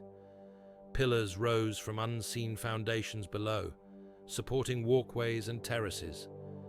The air was filled with the tang of ozone and the whisper of alien machinery. Necron warriors were already present, ranks facing outward against Imperial siege. The drop pods had fallen among them like meteorites, scattering formations. Bolters roared as the second company claimed its landing zone. Green beams lanced. Back, stripping ceramite, cutting through mortal flesh where auxiliary units had managed to breach the tomb. "Form a perimeter," Titus ordered, cutting down a warrior with a triple tap to the torso. "Push to the inner arches. We advance now." Vox traffic crackled. Thunderhawk 2 reports touchdown on eastern platform. Wardens at the western ingress. Minimal resistance so far. Auspex reading movement ahead. Multiple signatures. Unknown configuration. They pushed inward. The deeper they moved, the stranger the resistance became. Standard Necron phalanxes gave way to something different. Tall forms glided from side corridors, hovering on anti-gravitic arrays, their torsos twisted, their heads cocked at unnatural angles. Their weapons were integrated into their very limbs, crackling with energies that howled against armor warding. destroyers.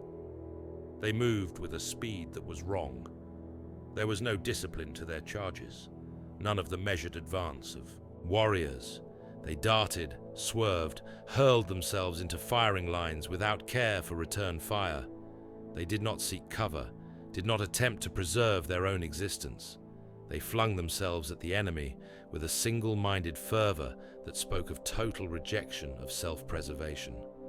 Under Necrosaur's distant shadow, the curse had bloomed fully here.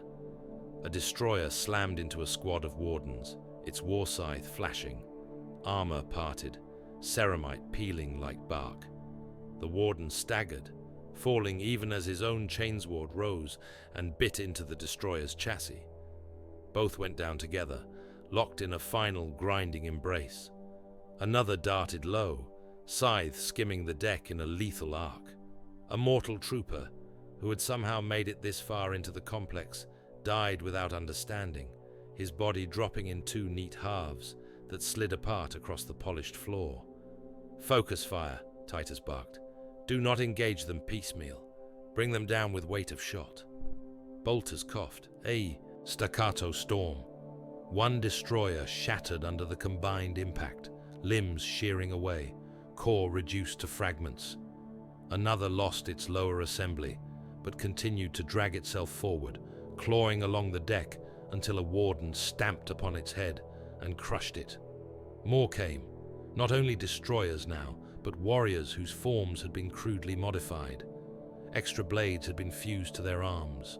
Armor plating had been stripped away to make them lighter.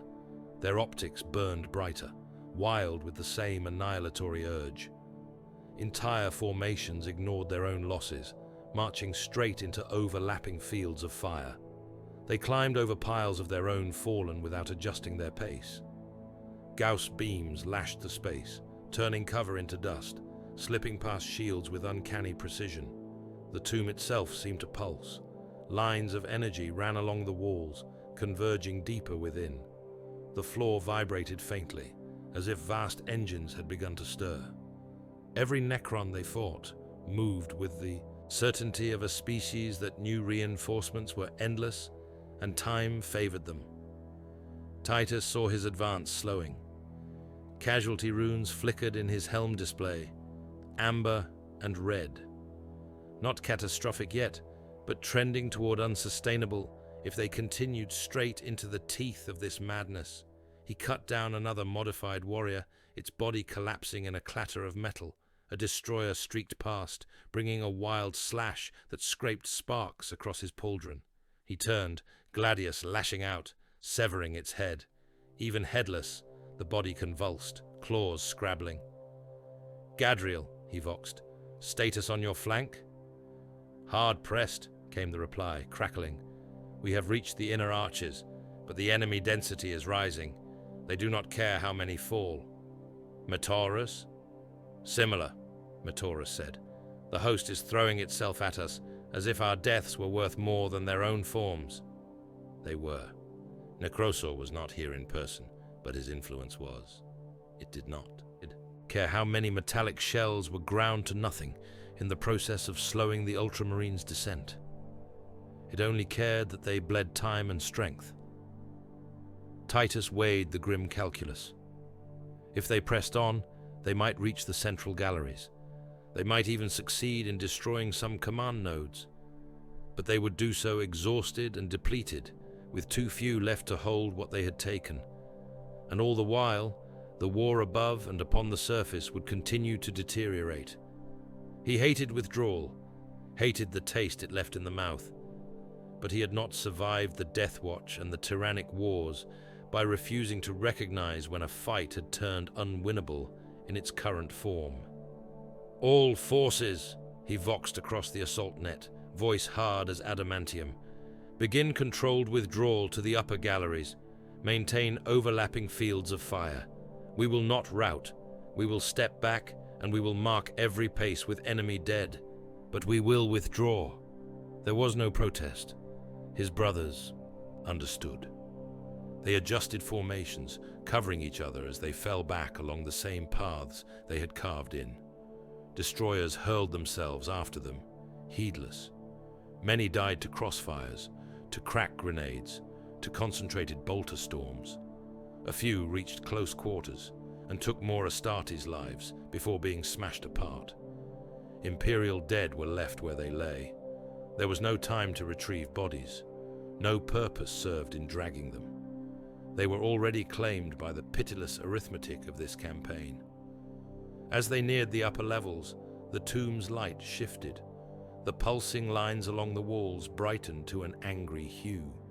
The air thickened, as if some vast attention were turning their way. For a moment, Titus felt something cold brush the edge of his mind, a distant echo of the same hunger he had sensed within the Tesseract. "Faster," he ordered. "This place wakes around us."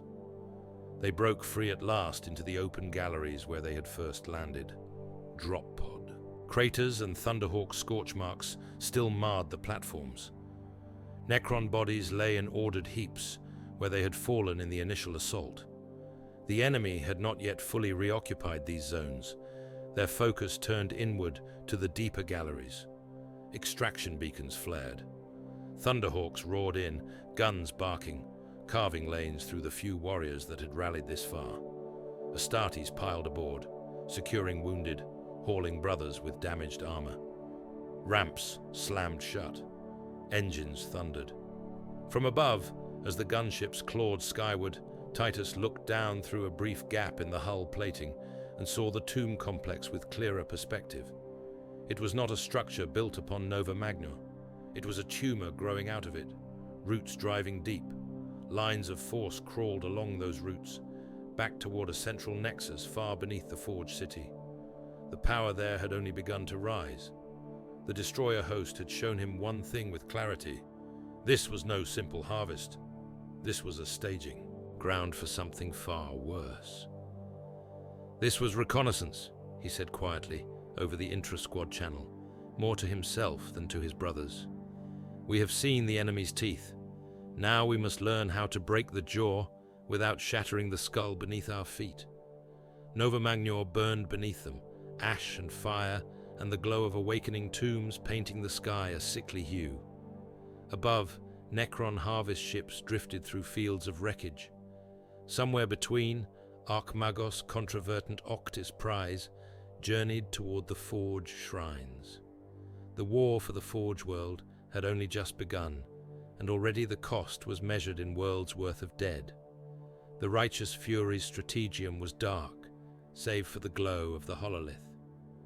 Demetrian Titus stood alone before the suspended image, helm off, eyes fixed upon the frozen frame captured by his auto-senses in the tomb beneath Nova Magnor.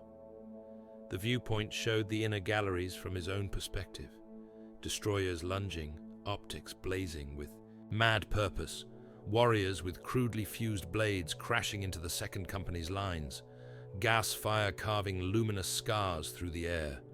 He triggered the rune for replay. The scene moved, time resuming. Bolters roared in tiny muted flashes of light. Tactical icons floated over each brother's form, status runes winking as they fired, advanced, fell. Schematics of the passageways unfolded in a ghostly overlay, showing his chosen routes, his flanking maneuvers, the places where Codex Doctrine had guided his decisions. There. He marked the first point with a gesture, dropping a bright glyph into the recording. A standard enfilade pattern, executed exactly as drilled, had overlapped fields of fire in a corridor that should have become a killing ground. Against disciplined, self-preserving warriors, it would have sufficed. The destroyers had not cared. They had come on, 3 of them cutting straight through the highest density of shot, their necrodermis hulls tearing but their momentum unbroken. They had reached the line and carved 3 Astartes apart before sheer weight of fire finally smashed them. Codex Pattern 1, insufficient against enemy that rejects self-preservation, Titus murmured. His gauntleted fingers traced a note upon the hololithic projection. Adaptation required. Lure them into zones of overlapping heavy weaponry. Treat them as ordnance, not infantry. He advanced the playback. Another marker. Another flaw. Here, he had gambled on speed, pushing forward aggressively to seize an inner archway. It had worked upon a dozen battlefields against foes whose command structures collapsed under that sort of sudden pressure.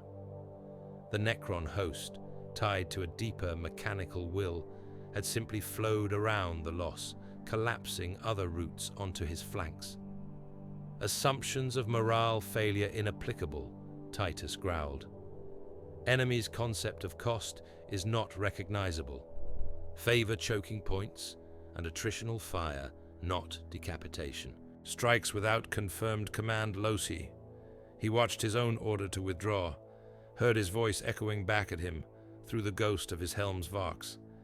Tactical retreat, organized, controlled, each step marked with enemy dead. One of his wardens fell beneath a destroyer's scythe in the final minutes, body bisected in a spray of sparks. Titus had not ordered retrieval. The brother's gene seed had been consumed in the tomb. He froze the image there for a moment, looking into the lifeless optics of the fallen warden. "This was reconnaissance," he said softly. "You bought me sight at the cost of your life. I will not waste it by repeating your last steps." He shut down the playback. Outside the Strategium, Magna groaned under the weight of war. The fortress city at the heart of the Forge world sprawled across a continent, a titanic amalgam of manufactoria, bastions, hab blocks, and shrine works, welded together by centuries of expansion. Defensive walls studded, with macro cannon and void shields, encircled it in concentric rings. Titan gates stood open and shut, according to some complex logic of deployment, their massive portals tall enough to admit god engines. Now those walls shuddered. From orbit, tactical feeds showed Necron phalanxes, advancing through industrial wastes toward the fortress, ranks gleaming dully amid Prometheum fires and the wreckage of fallen machines. They moved with the implacable slowness of glaciers, never hurrying, never halting. Where they encountered Imperial fortifications, beyond the main walls, field bastions, prefabricated redoubts, emergency trench lines, they demolished them without fuss. Gas beams, stripping away armor and flesh in equal measure. Imperial knights strode to meet them, towering walkers bearing heraldry of ancient houses now sworn to Ultramar. Their battle cannons thundered, Reaper chainswords and thunderstrike gauntlets crushing canoptech monstrosities that skittered and crawled toward the walls. Scarab swarms swarmed up the knight's legs, gnawing at joints with microscopic teeth, until servos locked and mighty engines toppled. Overhead, orbital strikes carved glowing trenches through both enemy and friendly lines. Lances from remaining Mechanicus platforms and the surviving ships of Battlefleet Vespertor scoured approaching columns with plasma fire hot enough to turn stone to glass. Inevitably, some shots fell short or wide, gouging great scars from the outskirts of the fortress city. Whole districts ceased to exist in moments, their populations erased in the same cold calculus that guided Titus's own orders. Within the walls, hab blocks burned, Munitorum stockpiles detonated. Vox nets were a continuous roar of overlapping orders, prayers, screams. The defenders were no longer fighting for strategic positions. They were fighting simply to prevent a collapse, to buy one more hour, one more day, for the wider Reclamation to stabilize. On the righteous furies, hololithic display, lines of scarlet crawled slowly inward toward the fortress icon. Titus stepped away from that wider catastrophe and toward a different projection. This one showed Magna's interior, not its surface. High-resolution Auspex readings, combined with Mechanicus deep scans and the data from his own descent into the first tomb complex, had been rendered into a complex three-dimensional skein. It hung in the air, a translucent model of the world's crust and upper mantle. Three massive concentrations of alien structure glowed within it. They were not pyramids or neat geometries, not in this representation. They appeared as knot-like masses of density and field activity, layered into the rock. Threads of energy ran between them, conduits of necrodermis and phase technology that laced the planet's crust together. 3 primary complexes, intoned the Mechanicus Magos, overseeing the analysis, his voice crackling through the vox. Each linked by subsurface Necron infrastructure. The whole constitutes a single macro construct. Destruction of one node diminishes capacity, but the others compensate. Preliminary conclusions suggest that as long as the central nexus remains intact, the Necron presence can reconstitute bodies and project force across the entire network. Titus studied the representation of the nexus. It lay beneath the fortress city itself, a tangled heart of alien machinery and field generators. The energy readings there pulsed slowly, like the beat of some buried organ. If we raise one tomb, he said, the others feed it. If we crack 2, the third bleeds itself to feed their ghosts. We are not fighting 3 separate foes. We are fighting one that has spread its essence through 3 loci. The Magos inclined his head. A flawed but serviceable metaphor, Captain. How deep is the Nexus? Titus asked. Deep, the Magos replied, lenses whirring, penetrating directly from the surface. Would require ordnance of an exterminatus class. A cyclonic torpedo or similar would suffice, at the cost of the planet's structural integrity and continued usefulness. An obvious solution, and one that Titus dismissed even as he acknowledged its efficiency. The realm of Ultramar did not expend worlds that could still be won, not when every forge and every hive might be needed in the aeons to come. Guilliman's Reclamation was not a war of annihilation. It was a war of ruthless salvage. We cannot simply crack Nova Magnor like a dead world in the path of a tyrannid hive fleet, Titus said. We need its forges. We need its orbitals. We need its output for the Vespator front. The Primarch will not sanction Exterminatus as a first recourse. He watched the lines of energy again, tracing them with his eyes. What can punch a hole that deep without shattering the crust entirely? He asked. The Magos hesitated, mechadendrites twitching. A Vortex warhead, he said, at last. Such devices tear open a wound in the fabric of reality, dragging matter into the immaterium. Properly placed, it could devour the Nexus and the connecting infrastructure while leaving the surrounding crust largely intact. There would be collateral effects, seismic disturbances, localized devastation, but the planet as a whole would endure. Availability? Titus asked. There are Vortex devices within the armories of Ultramar, the Magos replied. One was dispatched to the Vespator front at the Tetrarch's request for use against potential Black Legion reinforcements. It is presently under secure Mechanicus custody in orbit. Under your custody, Titus corrected. The Magos' vox cracked in something like amusement. As most secure devices are, Captain. Titus gestured to the holographic skein, the 3 glowing tomb complexes, and the pulsing nexus between them. Then we have a target and a weapon, he said. What remains is a delivery system. He called up additional views, casting the subsurface networks into sharper relief. Paths emerged, corridors and maintenance shafts and marrow-thin tunnels running between the 3 major complexes. Some were heavily defended, dense with Necron presence, even on Auspex scans. Others were quieter, less frequented, concealed amid the planet's geological noise. We cannot drop the warhead directly upon the Nexus, Titus said. The enemy's anti-orbital defenses and the instability of the device make that impossible, nor can we simply burrow from the surface. We would trigger the very collapse we seek to avoid. That leaves only one path. He outlined it with his gauntlet, from one of the lesser defended flanking tombs, along a comparatively lightly warded conduit, down into the convergence point where the 3 complexes met. We infiltrate through a flank, he said. We fight our way to this juncture. We plant the Vortex device, set its timer, and withdraw as far as the Emperor wills. Our legs will carry us before the detonation. If it succeeds, the entire Necron macro construct rips itself apart. Their command structure on Nova Magnor dies in a single blow. And if it fails? Asked Mataurus, who had stood listening in silence until now. Then we die underground, Titus said, torn apart by a host of machines driven mad by their own destroyer curse. Or we live long enough to be present when the Vortex tears loose uncontrolled and feeds on the surface instead of the target. That is acceptable. Failure is not. We will not have a second chance at this. He did not need to say the rest aloud. The war across the Vespertor front would not pause for Nova Magnor.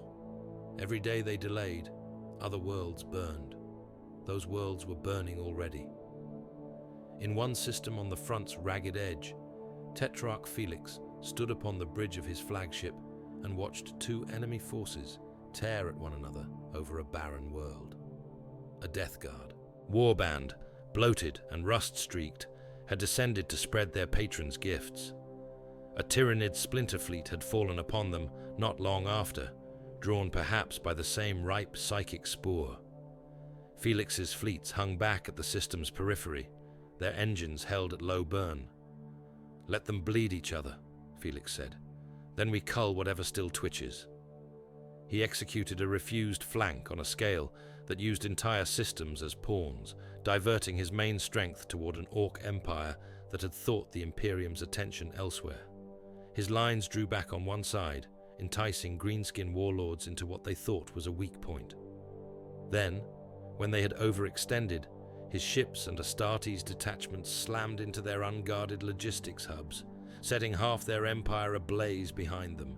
In another system, the Shield chapter Praetors of Ultramar fought a parallel campaign.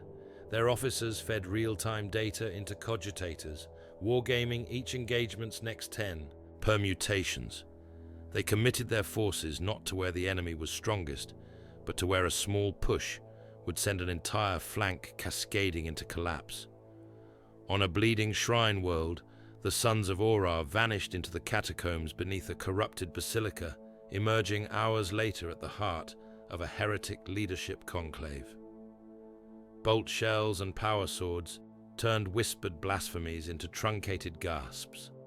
Then they were gone again, shadows wrapped in crimson. The Reborn rumbled across tank battlefields, super-heavy engines grinding enemy armor into slag. Their commanders thought in overlapping arcs of fire and treads, not in infantry maneuvers. For every tank they lost, 2 more rolled off production lines on worlds like Nova Magnor. The Aquiloan Brotherhood descended upon a frontier agri-world that had flirted with local doctrinal deviations in its prayers. They corrected those deviations with promethium and bolt shells, burning fields and shrines alike, until only the sanctioned words remained, echoing from the mouths of the terrified survivors. Worlds were reclaimed, others were written off as lost, their populations consigned to footnote martyrdoms. The Reclamation was a war of attrition, fought with sectors as counters upon a board broader than most Imperial commanders could even imagine. Titus saw only his own piece of that board. It was enough. When the call came from Varro Tigurius, it arrived as a shimmer of light above a secondary projection dais in the Righteous Fury's Strategium. The chief librarian's image resolved, translucent but clear, staff held loosely, eyes bright with warp sight that saw far more than the hololith could show. "You plan to plant a Vortex warhead in the heart of a Necron tomb network," Tigurius observed without preamble. "Ambitious." "Necessary," Titus replied. "Codex patterns failed against the destroyer madness below. A direct assault would consume too many of my brothers, and still leave the macro construct intact. Precision devastation is our best option." "You sound like an inquisitor," Tigurius mused. A muscle ticked in Titus's jaw. "I am nothing like them," he said. "They imprisoned me because I refused to die according to their expectations. They tore me apart to see if I had been tainted by the demon I killed. Then they turned me into a black shield, nameless, useful so long as I bled where they pointed. I have no love for the Ordo Malleus. or any ordo. I know, Tigurius said. You are not alone in that disdain. The Reclamation has drawn the eyes of many inquisitors. Some are allies, some are not. There are those who come to the 500 worlds not to aid Guilliman, but to seek proof that his work conceals a new heresy. They whisper of primarchal ambition, of secular empire building. If they wish to see heresy, they should look at the cults festering beneath their own fortress monasteries, Titus growled. Every world we reclaim, we find genestealer covens, chaos cults, techno-heresies. They are experts at seeing plots in loyal hearts and blind to the knives at their backs. Most of those investigations end in fire and bolter shells against enemies very different from Guilliman, Tigurius conceded. Genestealers and traitors, as you say. That does not make their suspicion less dangerous, nor does it make the Mechanicus more trustworthy by comparison. Titus's thoughts turned, as they so often did of late, to Archmagos Controvertant October. October plays his own game, Titus said. He speaks of angels and data spirits when he looks upon a shard that should never see the light. He hides behind Martian authority and the necessities of war. I have seen the hunger in his optics. He will test that prison at the first opportunity, no matter what orders he has been given. Then you must watch him, Tigurius said, and be ready to act if he steps beyond what the Primarch will. Tolerate. I will, Titus said. But understand this, Chief Librarian.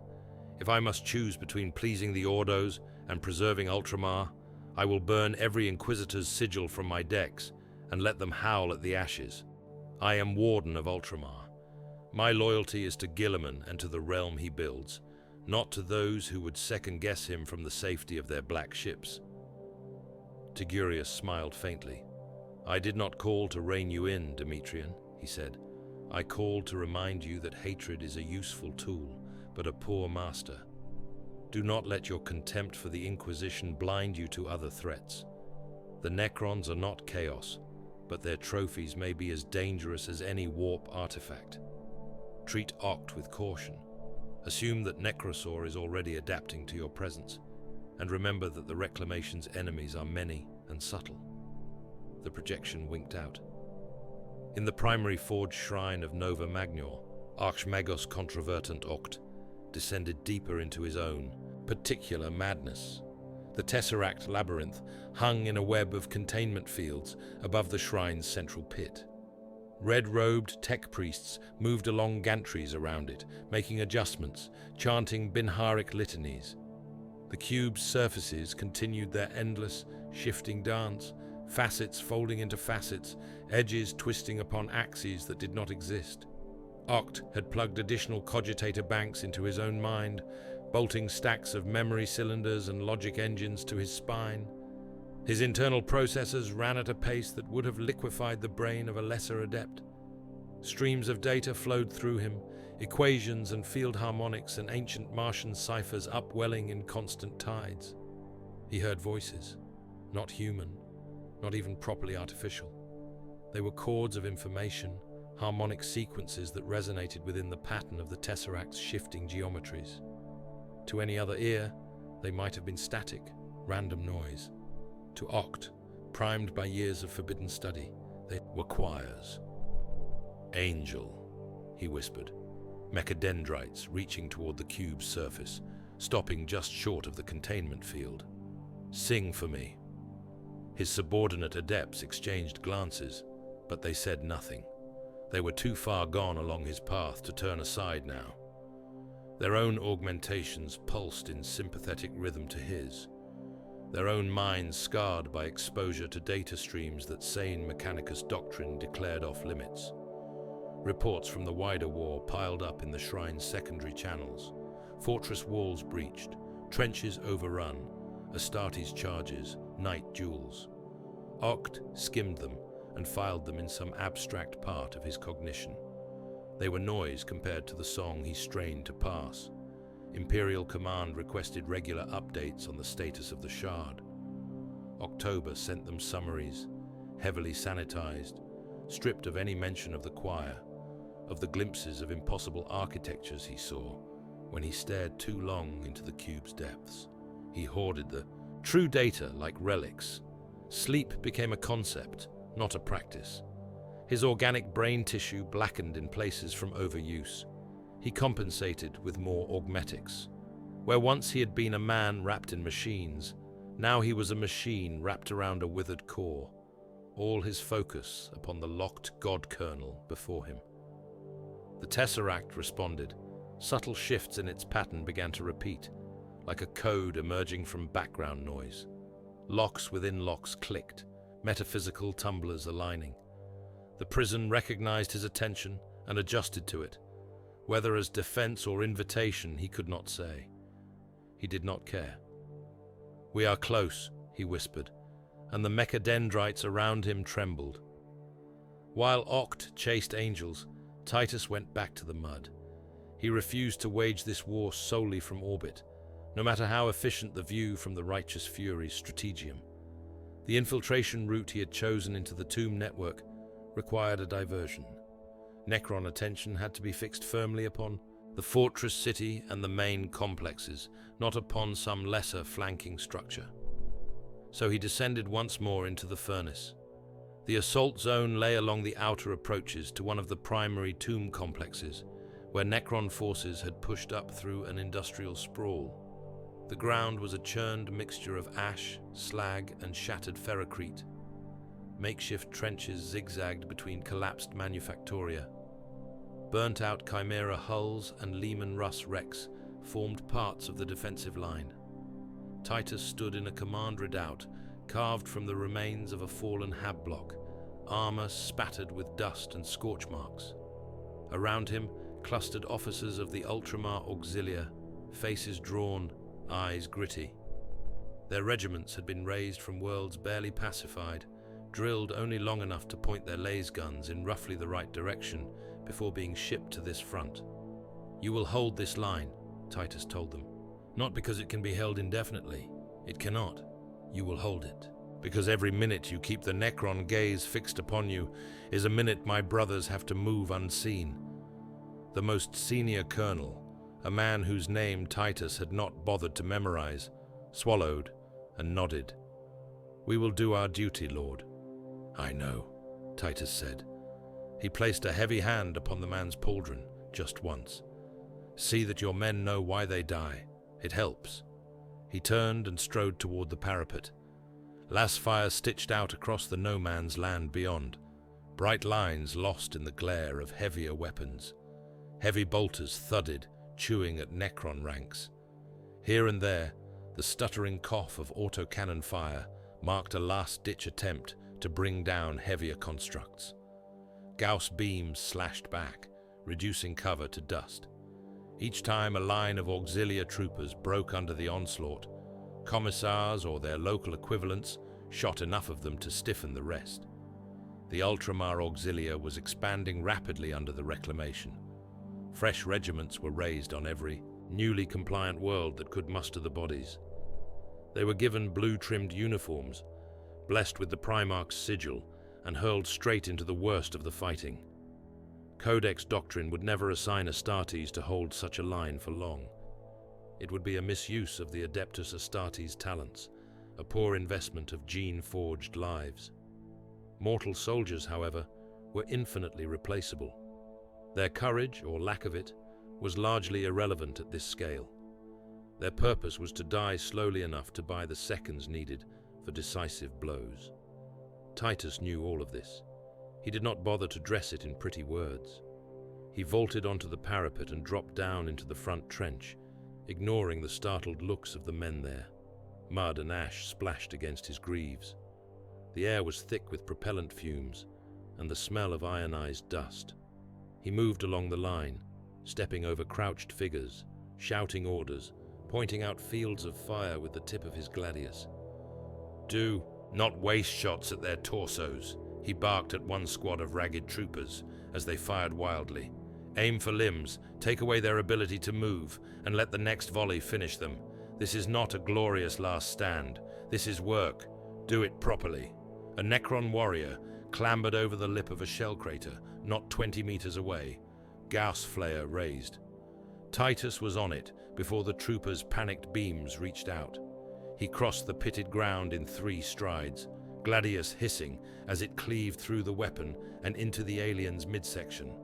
The blade bit, not through flesh, but through necrodermis, sparks spraying. He twisted, wrenching the warrior's upper torso away from its legs and hurling it back down into the crater. He did not roar. He did not exult. He killed with the efficiency of a craftsman repairing a flaw. More Necrons pushed forward. Titus used the wreckage around him as cover, ducking behind the burnt-out hull of a chimera as beams carved green grooves across its plating. When the opportunity presented itself, he stepped out, bolter barking, each shot precise. An auxiliary trooper went down beside him, headless. Titus grabbed the man's corpse one-handed and dragged it into the gap in the parapet where the body could serve as partial cover for the living. He did not spare it another look. Death had rendered it a resource like any other. His presence on the line steadied the men in ways that no amount of commissariat execution could.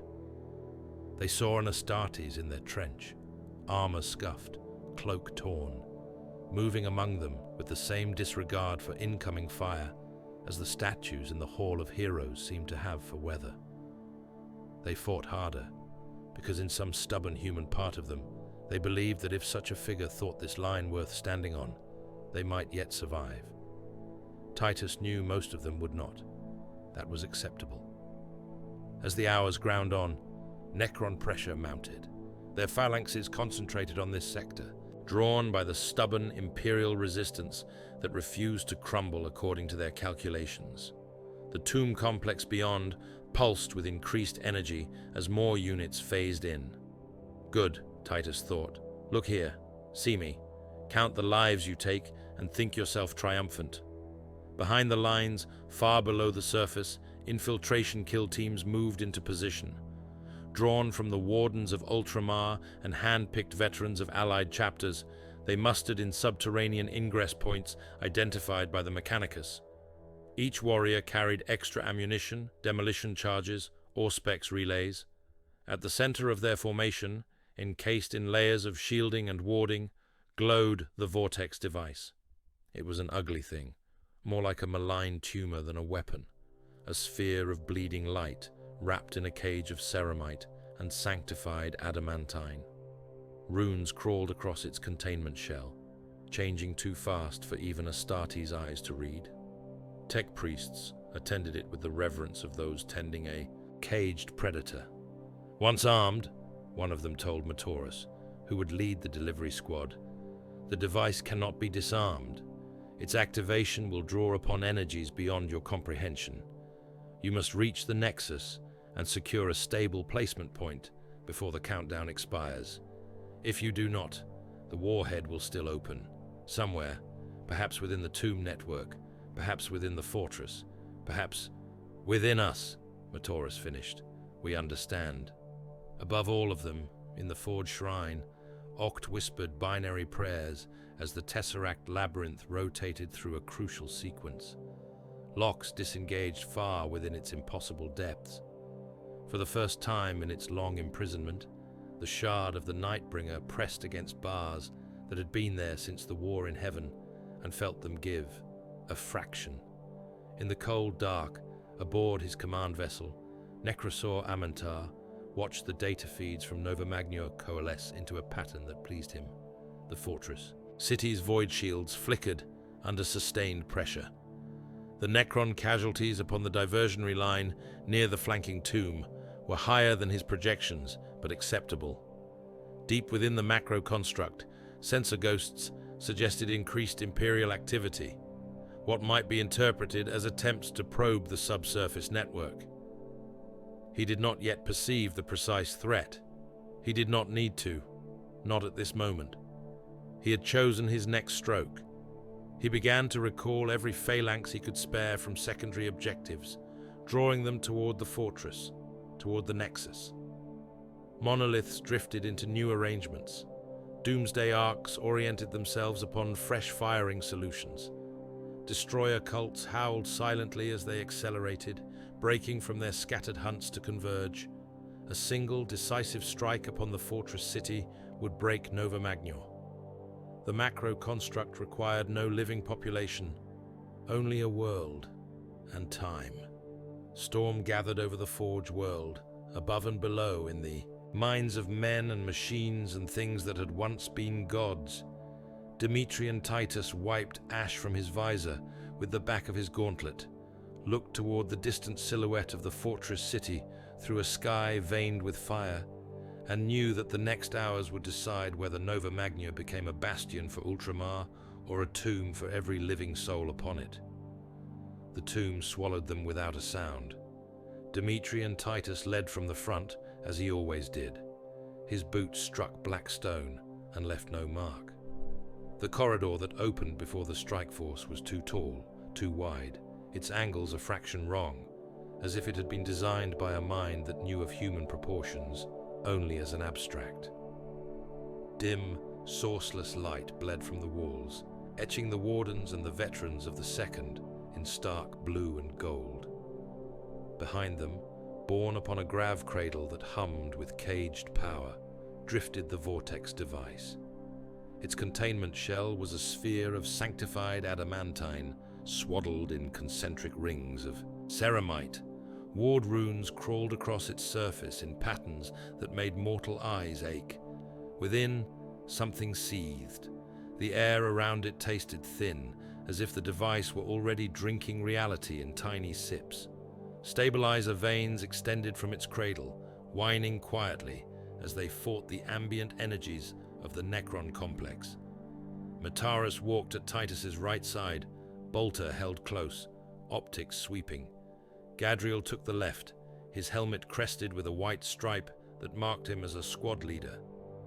Behind them came a hand-picked cadre of Wardens and Second Company veterans, each bearing additional ammunition, melter charges, Auspex nodes. At the center, a tech marine and a hooded Mechanicus adept walked beside the Vortex sphere, murmuring machine prayers into its caged malice. This tomb was classed as a lesser complex, Mataris voxed, voice low, subordinate to the primary triad. Still Necron, Titus replied. Still death. Do not let the classification soften your tread. The corridors shifted as they advanced.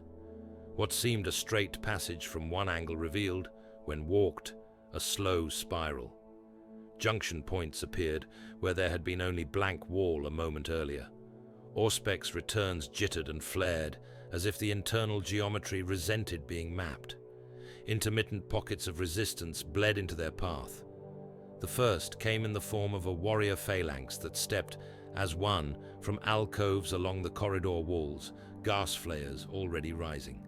Titus's auto-senses had flagged the faint energy bleed of their activation, a heartbeat before they moved. His bolt gun was already in his hands. "Contact," he said, and squeezed the trigger.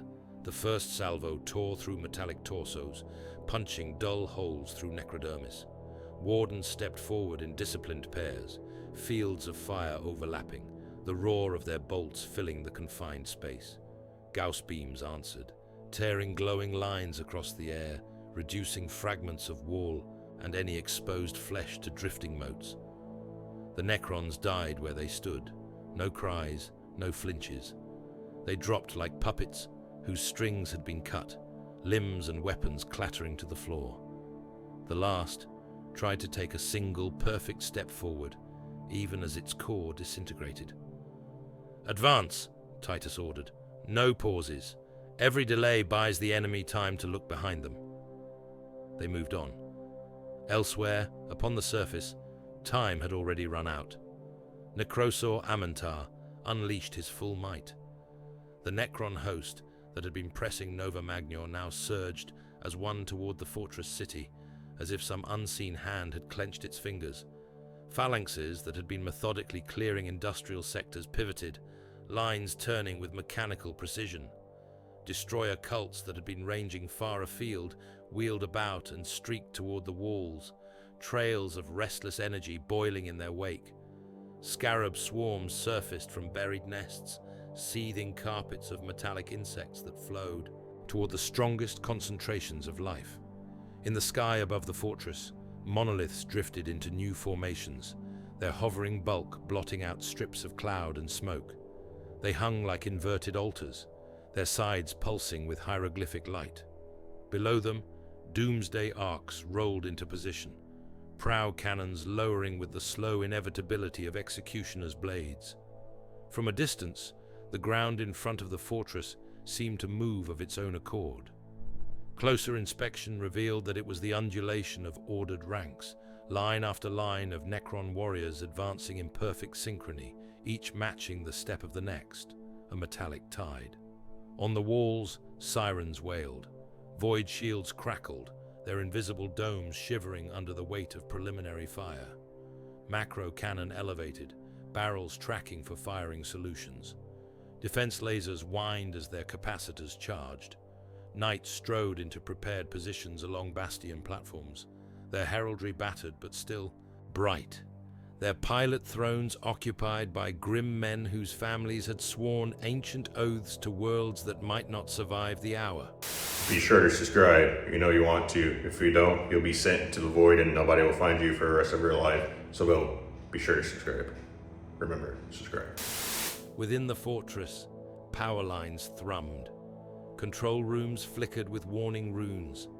Tech priests chanted, their voices merging with the clicking binharic of their consoles as they coaxed overstressed systems to bear the load. In the primary forge shrine at the city's heart, Archmagos Controvertant Oct watched the same data through a haze of equations and whispers. The Tesseract labyrinth dominated his vision. Its shifting surfaces filled half his sensory world. Each fold, each angle, each repeated pattern was a promise of understanding. The voices he had come to call angelic choruses sang louder with each passing hour, harmonics rising. He stood upon a gantry almost within arm's reach of the containment field, mechadendrites splayed. "Power demand from the wall batteries is at critical," a subordinate adept intoned. "Void shield. Projectors are drawing upon tertiary reserves. We must shunt more capacity to the outer defenses or risk overload." "Denied," Oct whispered. The adept twitched. "Archmagos, the fortress cannot withstand a sustained bombardment without—" "Denied," Oct repeated, louder. Vox grills crackled. "Redirect those reserves to the Tesseract's secondary coils. The pattern is incomplete. The choir demands more power." "Sealed protocol prohibits reallocation of fortress grid without direct authorization from—" Oct extended a mechadendrite. Its tip blossomed into a complex array of data spikes and cryptlocks. "I am sealed protocol," he said, and plunged the spikes into the control node. Hidden strings of code, written in forgotten dialects of Martian cant, flowed from his systems into the shrine's master relays. Conduits that had been locked for centuries opened, priority pathways rerouted, power that should have fed void shields and macro batteries, diverted instead into the Tesseract's hungry architecture. Across the fortress, lights flickered. On the walls, void shields that had been holding with a strange shimmering shimmer faltered. Their cohesive hum wavered, then dropped. What had been a translucent aurora above the battlements evaporated like mist in sunlight. Within fire control centers, cogitators screamed alarms as power levels to macro cannon and defense lasers plunged. Barrel capacitors discharged, then failed to recharge. Gunners stared at blank rune plates where firing solutions had been moments before. "Power loss on grid Omega through Delta," one officer shouted, over a rising chorus of confused reports. "Void shield collapse on all outer walls. Defense lasers offline. Macro batteries in emergency mode." "How?" a general demanded. "There has been no impact to the primary reactors." No one had an answer. At the parapets, troopers and Astartes alike felt the sudden absence like a physical blow. Up until that moment, even as Gauss beams had spat and Necron artillery had hammered, there had been the comforting, unspoken knowledge that something larger than themselves lay between them and obliteration. Now that barrier was gone. The firing changed. With the fortress's shields dead, monoliths lowered their bases and drove their power into full. Blades of green light lanced down, not to glance harmlessly off an energy dome, but to slam into stone and steel. Walls cracked and buckled. Parapets vanished in surges of flaying force.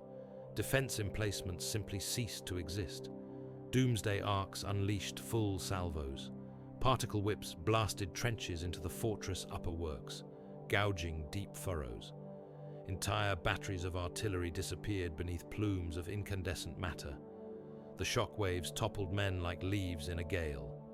Gauss fire intensified, no longer scattered along shield surfaces, but concentrated into narrow, brutal beams.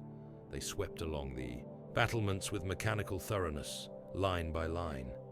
One moment, a company of Ultramar auxilia manned a section of wall, laser-guns barking, officers shouting. The next, that strip of battlement was a glowing scar. The men who had stood there rendered down to drifting motes. In some places, armor bore the imprint of where a human had stood for a heartbeat before being unmade, a shadow of ash. A squad of Astartes, mounted upon a bastion, turned their heavy bolters upon an ascending Necron column. They fought even as the bastion under them disintegrated, bolters roaring until their ammunition ran dry. The last of them continued to fire a bolter that no longer existed, before he too was stripped away, leaving only scorched ceramite fragments. Knights toppled. One engine took a direct strike from a monolith spine cannon. Its void shield, intended for distant shell impacts, had already failed. The beam scoured away armor, sliced through internal supports. The knight staggered, took 2 more slow steps, and then its legs sheared. It fell sideways in agonized majesty, crashing down upon a Hab district that had been evacuated hours before. Its reactor flared and went out. Casualty reports became meaningless. VoxNet chatter devolved into raw noise. Commanders shouted orders that no one heard. Men died without even a moment to realize that their defenses had failed them. Only one mind in the fortress knew why. Oxy barely registered the alarms that poured into his shrine. His entire world narrowed to the surging power numbers feeding into the Tesseract labyrinth.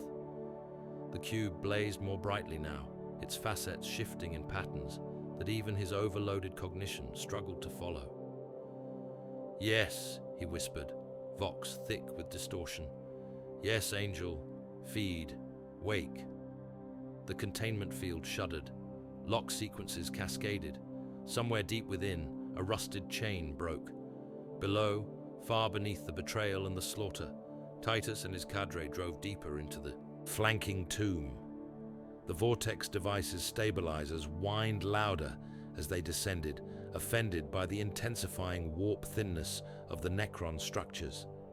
The air tasted sharper, each breath carrying a faint tang like a storm about to break.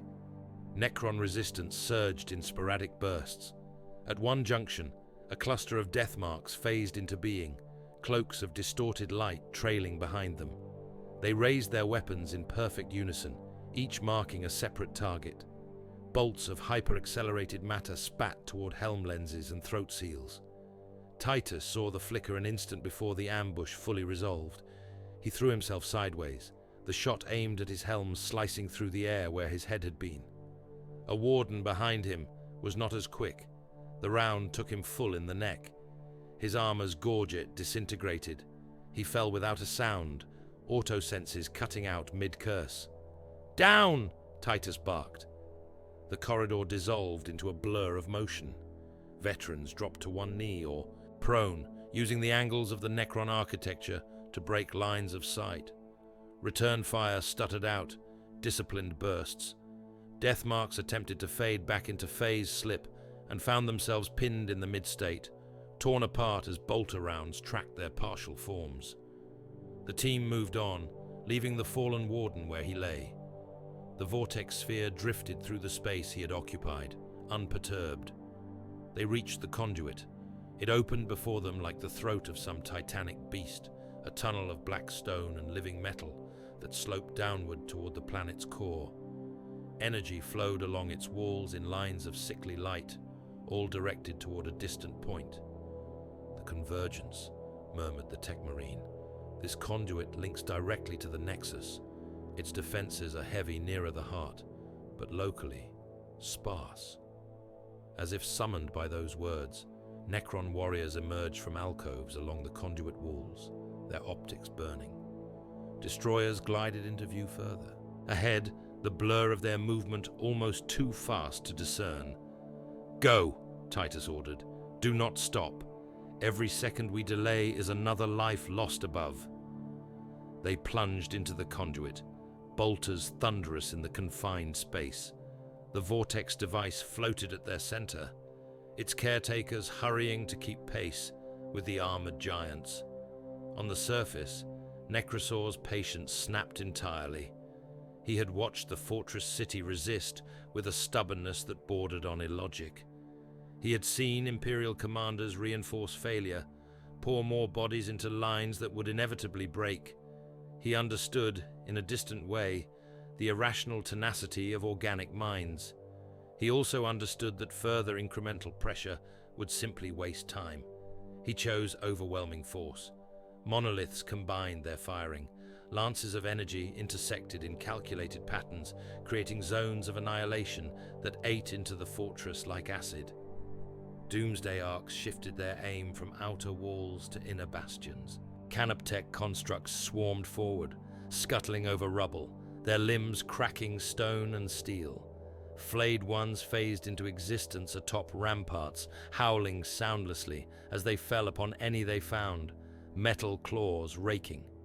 Scarabs poured through breaches, reducing barricades and tanks to component particles with tireless jaws. The fortress, bereft of its greatest defenses, buckled. Deep below, the trap closed. The convergence point loomed ahead, a vast cavern where the three main tomb complex's conduits met in a knot of impossible machinery. Towers of necrodermis reached from floor to ceiling, their surfaces alive with crawling glyphs. Energy arced between them in loops and spirals, a constant storm of contained power. At the center, upon a raised platform of black stone, stood Necrosaur Amantar. He was taller than the regular Necron lords that Titus had slain in other campaigns. His frame was elongated, built for speed as much as authority. His war scythe was a bar of green, fire given form, its edge nothing so simple as sharpened metal. The sigils upon his armor pulsed with the same cadence as the energy flows around him. Around him hovered an elite cadre of destroyers. Their forms were sleeker, more refined than the feral constructs that had bled themselves against the fortress walls. Their optics burned with an icy intensity that spoke of a more focused madness. The Necron Lord raised his head as Titus and his warriors entered the chamber. For a moment, no one moved. Titus felt something brush his mind. Not the warp's oily touch, not the invasive thrust of a psyker's probing, but a lightning-fast evaluation. Necrosaur saw him, weighed him, catalogued him as threat and opportunity both, in less than a heartbeat. Then the chamber exploded into motion. Destroyers hurled themselves forward, trails of distorted light marking their paths. Their scythes cut arcs that seemed to arrive before the limbs that wielded them. Titus had faced demon princes and tyrannid monstrosities, had watched Primaris brothers fight with speed beyond any mortal comprehension. This was different. It was like watching the very concept of velocity given form. He met it. The first destroyer reached him, scythe descending. Titus stepped into the blow rather than away, his gladius snapping up to parry. The blade met the war scythe's edge in a shriek of tortured materials. Energy crawled up his sword's length, overloading its power field. Warning runes flared in his helm. He pushed regardless, using his mass, turning the parry into a shove that threw the destroyer off balance. Metaurus was there, bolter raised. He emptied a burst into the exposed torso. The rounds punched through, detonating within. The destroyer folded, falling in 2 pieces. Elsewhere, wardens died. A scythe blew apart a veteran's chestplate, cutting through both hearts. Another swept a brother from his feet, leaving a smoking ruin where his legs had been. Bolterfire answered, disciplined even under horror. Destroyers shattered under the barrage, but each took time and ammunition to drop. For every one smashed, another seemed to slip through, scythe flashing. Necrosaur moved at the chamber's center, not yet committing fully. He glided around the raised platform, scythe tracing idle patterns in the air, as if testing the feel of the battlefield. When he finally struck, it was with terrifying precision. He crossed the distance between the dais and a warden sergeant in an eye blink. One moment he was a silhouette against the machinery. The next, he was in the sergeant's guard, scythe tracing a thin line. Armor parted. The sergeant's helm flew from his shoulders, spinning. Necrosaur was already gone, turning, scythe flicking to shear through the barrel of a heavy bolter. Titus saw it all with an Astartes' enhanced perception and still felt slow. So this, he thought, is how mortals feel when they look upon a Primarch. He drove forward, cutting a path, toward the Nexus platform. Metaurus, he voxed, voice iron. Gadriel, Pattern Omega, lock the flanks. We clear the path for the device. Understood, Metaurus replied, even as a scythe sliced across his pauldron, biting deep. He staggered, then righted himself, firing into the destroyer's optics at point-blank range. Titus cut down a warrior that stepped into his way and leapt onto a lower tier of the dais. Necrosaur turned toward him fully now, optics focusing. Captain, Metaurus voxed again, tone flat. Rear elements overrun. Enemy density is rising. We will not hold them all. You will hold enough, Titus said. He looked back down the conduit. More Necron forms were streaming in, drawn by some silent summons. The infiltration team's rear guards were already engaged, their positions buckling under sheer weight. If the flow was not checked, the entire chamber would be a killing ground, with the Astartes at its center. Cruel calculus asserted itself. Gadriel, Titus said, you will hold the entry choke. Take your squad and as many others as you need. You will not fall back. There was the slightest pause on the line. Understood, Captain, Gadriel replied. His voice did not waver. The Emperor knows our names. That is sufficient. He signaled to his men. A cluster of wardens broke away, falling back not toward safety, but toward the bottleneck, where the conduit opened into the chamber. They took position among fallen Necron bodies and shattered stone, bracing fields of fire. They knew, as Titus did, that they would die there.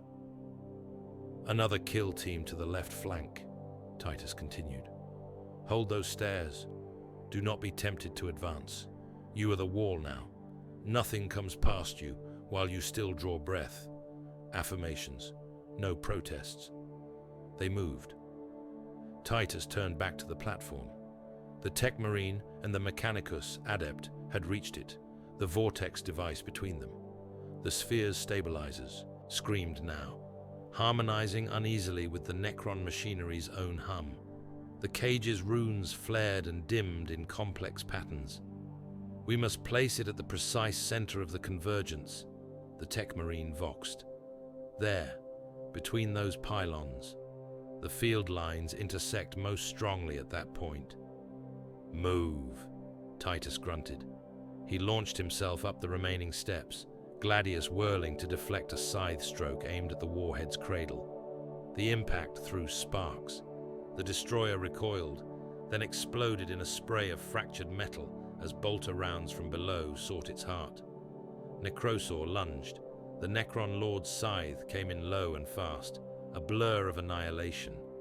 Titus twisted, armor servos straining, and felt the weapon's edge glance from his greave, taking a shallow slice of ceramite. If it had struck a fraction higher, his leg would have vanished. He countered with a slash aimed at the Necron's joint. Necrosaur blocked with insulting ease, scythe shaft. snapping up to catch the gladius. The impact sent a jolt up Titus's arm, numbness spreading. Necrosaur retaliated with a backhand swipe that forced Titus to throw himself sideways to avoid decapitation. They circled each other atop the platform, demigod and death machine, while the world collapsed around them. Arming sequence commencing, the Tech Marine announced, fingers flying over rune studs on the Vortex device's casing. Once initiated, it cannot be aborted. Detonation in a matter of minutes. "Do it!" Titus snarled, parrying another strike. "We are past caution." The Tech Marine pressed a final sequence. The device's runes flared blindingly, then settled into a steady, ominous pulse. Subtle distortions in the air around it intensified. The chamber's light seemed to dim, as if part of its spectrum had been stolen. "Countdown has begun," the Mechanicus Adept said, voice thin. "We must leave now." Titus did not look back. "Fall back by squads," he ordered over the vox. "Gadriel, hold until your ammunition is gone, then hold with your blades. Left flank, do not yield until you no longer have hands to grip your guns. We need every heartbeat you can buy." "Acknowledged," came Gadriel's reply. There was the bark of bolters behind his words, the distant howl of destroyers. Titus met Necrosaur's gaze. "You will not have this world," he said. Necrosaur tilted his head, optics flaring. "I will have more." Something in that cold regard seemed to say, "I will have the end." Then he stepped back. He did not flee. He simply disengaged, reorienting his priorities within human speed. To remain and contest the device's placement would cost him this avatar, perhaps more. To withdraw would cost him a tomb network, yes, but his larger objective lay elsewhere. A shard slept above, in the forge shrine, in a prison already spiderwebbed with cracks. He made his choice. Fields around him flared. For a heartbeat, his form was a corona of distorted light. Then he was gone, his destroyer cadre phasing with him, leaving only lesser warriors and constructs to continue the fight. "Trace that translocation," Titus barked, but the Tech Marine only shook his helm minutely. "Destination unknown. The pattern is masked." Titus gritted his teeth. "Then we will kill what remains," he said. "Fall back, now." They ran. The retreat was a sprint through nightmare. Behind them, deep within the Nexus, the Vortex device's song rose. Reality began to loosen around it, like cloth fraying.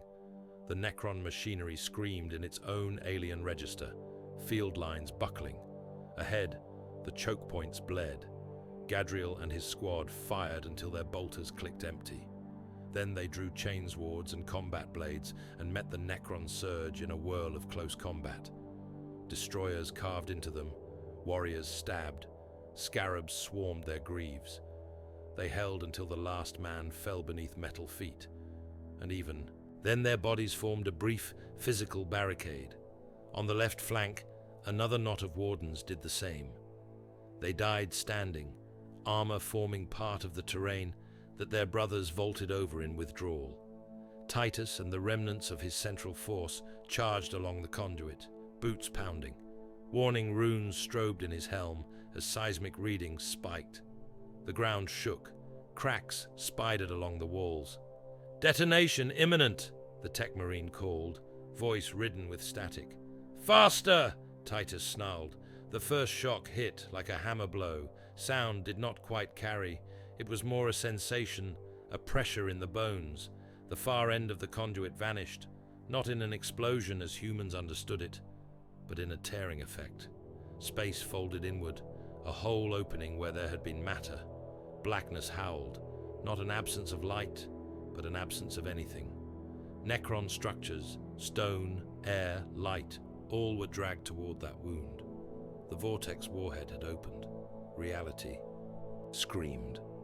Titus felt a yank, as if invisible hooks had sunk into every molecule of his form. His armor's inertial dampers fought, whining. The Geller field projectors built into his plate flared instinctively, their machine spirits howling as they resisted the sudden, ravenous pull toward the immaterium. "Brace!" he roared. The conduit around them warped. Sections ahead twisted like soft wax. Whole galleries snapped loose and flew backward, sucked into the hole. Necron warriors were plucked from their feet, their metal forms stretched and torn as they were dragged into the breach. The sound, or lack of it, was worse than any battlefield din. It was a hungry silence. Titus threw himself sideways as a chunk of ceiling crashed down where he had been.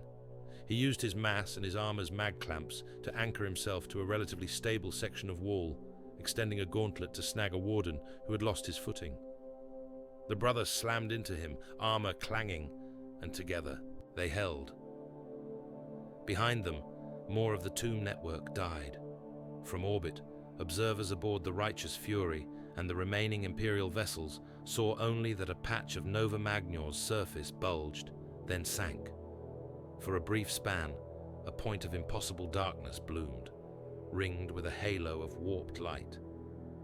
It was as if a second, inverted sun had blossomed within the planet, visible only through its effect on the land. Then it snapped shut. Where once there had been stable crust, linked tomb complexes, and the foundations of manufactoria, there was now a vast, irregular scar. Land buckled. Whole regions collapsed into sinkholes. A third of Nova Magna's visible landmass shifted, plates grinding. Seismic waves rolled outward, toppling structures far from the blast zone. In the forge shrine, the Tesseract labyrinth shrieked. Power flows surged as the Vortex's reality breach resonated with the Shard's prison. Locks that had been carefully eased toward opening under Oct's relentless. Attention now shattered under the sudden strain. The cube's surfaces spasmed, their ordered shifts giving way to wild convulsions. Oct staggered on his gantry. His mechadendrites flailed, seeking purchase. His mind, already stretched to breaking, found itself suddenly flooded with something vast and cold and infinitely old. For a heartbeat, he touched a consciousness that had watched suns form and die, that had walked across prehistory harvesting souls as a reaper walks through wheat. His scream was a burst of binary that fried nearby cogitators. Then the shrine's outer walls folded inward. Necrosaur arrived in a storm of phase light, his image resolving amidst the chaos. Skitari fired at him, reflexive, disciplined bursts. Their shots pattered harmlessly across his necrodermis. He moved through them like a shadow given edge. Warscythe strokes reduced cybernetic bodies to piles of parts. He reached the gantry. Oct turned toward him, lenses reflexively tracking the new presence, even as his mind staggered under the weight of the angelic chorus. For an instant, his many eyes beheld Necrosaur's sigil and tried to reconcile it with the motive force. "Angel," he gasped. "You..." The scythe took him. There was no ceremony, no speech. Necrosaur's weapon cut through the Archmagos's towering frame in one diagonal stroke. Metal and withered flesh parted.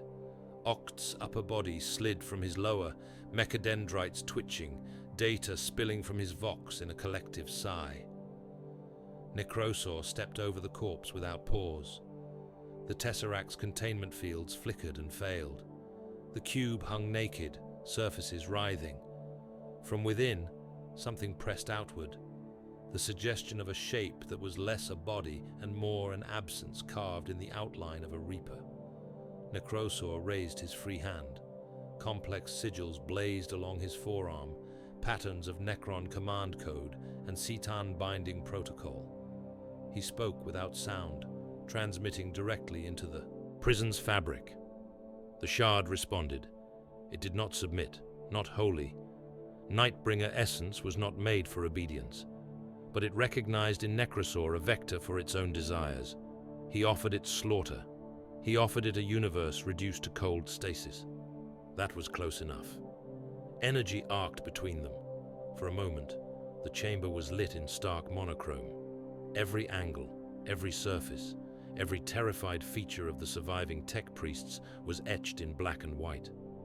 Then the shard compressed, folding down, hammering itself into a more manageable form. Necrosor extended his will, binding it in new chains of his own design, grafting it to his command lattice. When the light faded, the Necron Lord held something that was not quite an artifact and not quite a living thing, its edges indistinct, its presence a constant suffocating hunger. He had his prize. Without a word, without a glance at the ruined fortress around him, Necrosor triggered his translocation protocols once more. Space buckled, and he was gone, taking the shard with him. The fortress city never saw its executioner. All it knew was that the Necron assault, which had been building to a point of utter annihilation, faltered. The Vortex detonation had ripped the tomb network's heart out. Command pathways shattered. Synchronized fire patterns collapsed. Units in the field, suddenly cut off from the macro construct's guiding will, defaulted to pre-programmed contingencies. Some phased out at once, returning to whatever fallback nodes still existed. Others simply halted, standing motionless amid the ruins, weapons lowered. The ground offensive bled away, scarabs scattered, crawling back into whatever holes they could find.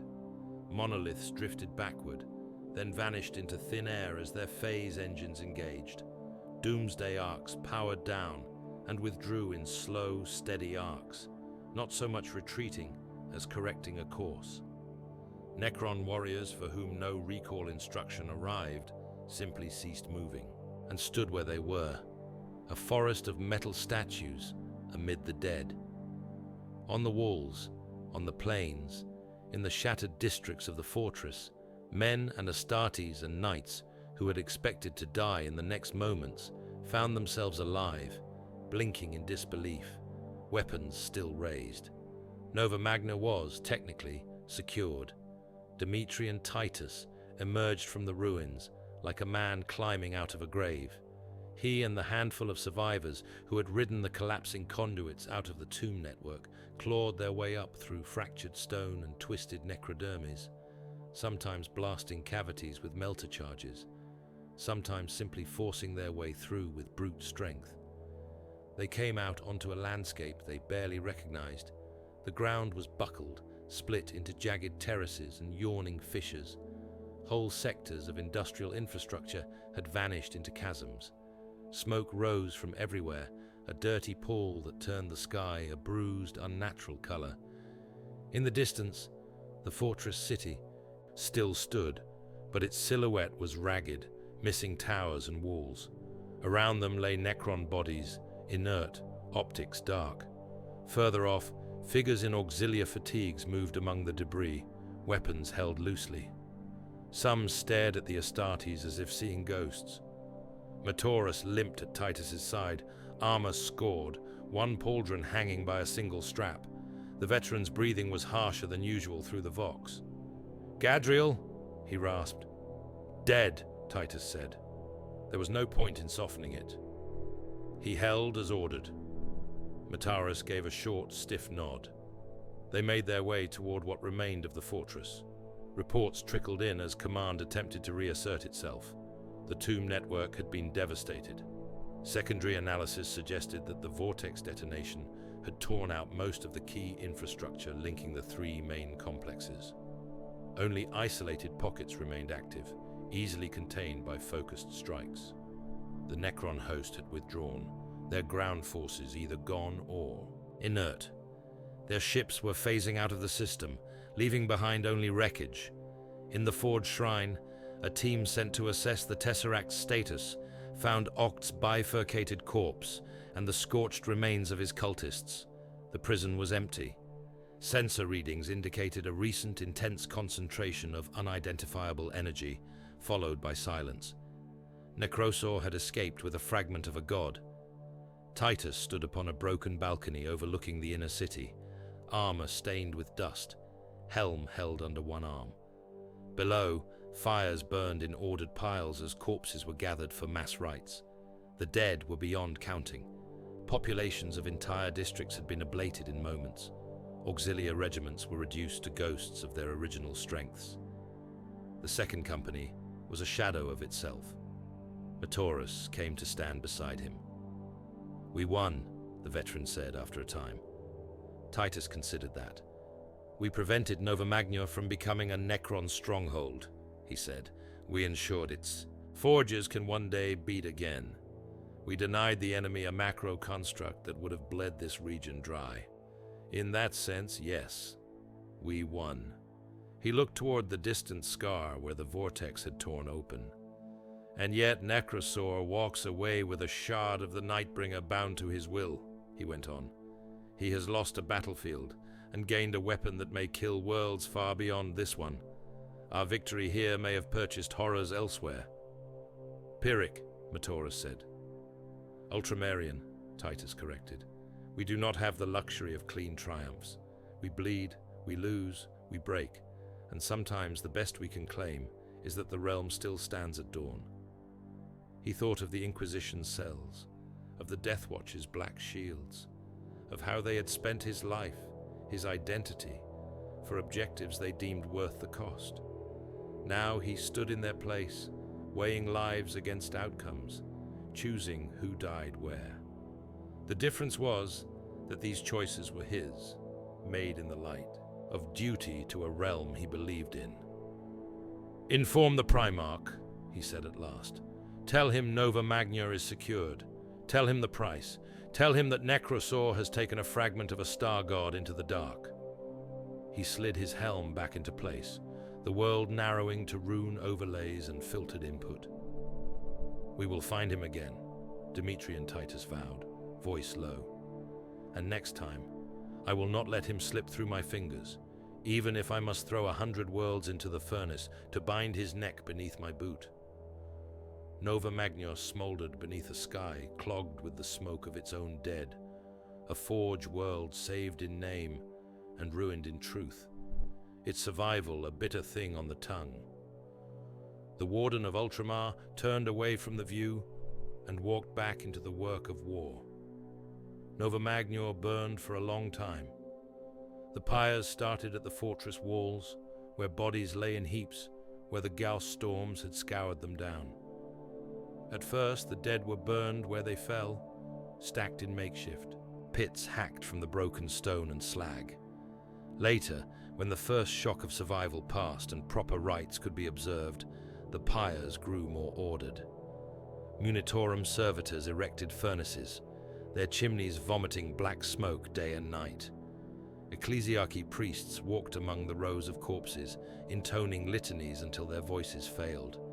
The air above the forge world was thick with ash. It clung to armor and habstacks alike, a grey patina that blurred heraldry and erased the colors of banners.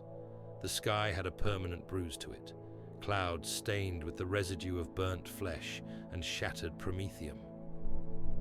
Mechanicus salvage teams moved through the wreckage in precise sweeps, red robes tattered, augmetic limbs ticking. They ignored the human dead. That work belonged to others. Their task was to retrieve anything that could still serve. They cut burned-out tank hulls into plates that might be reforged.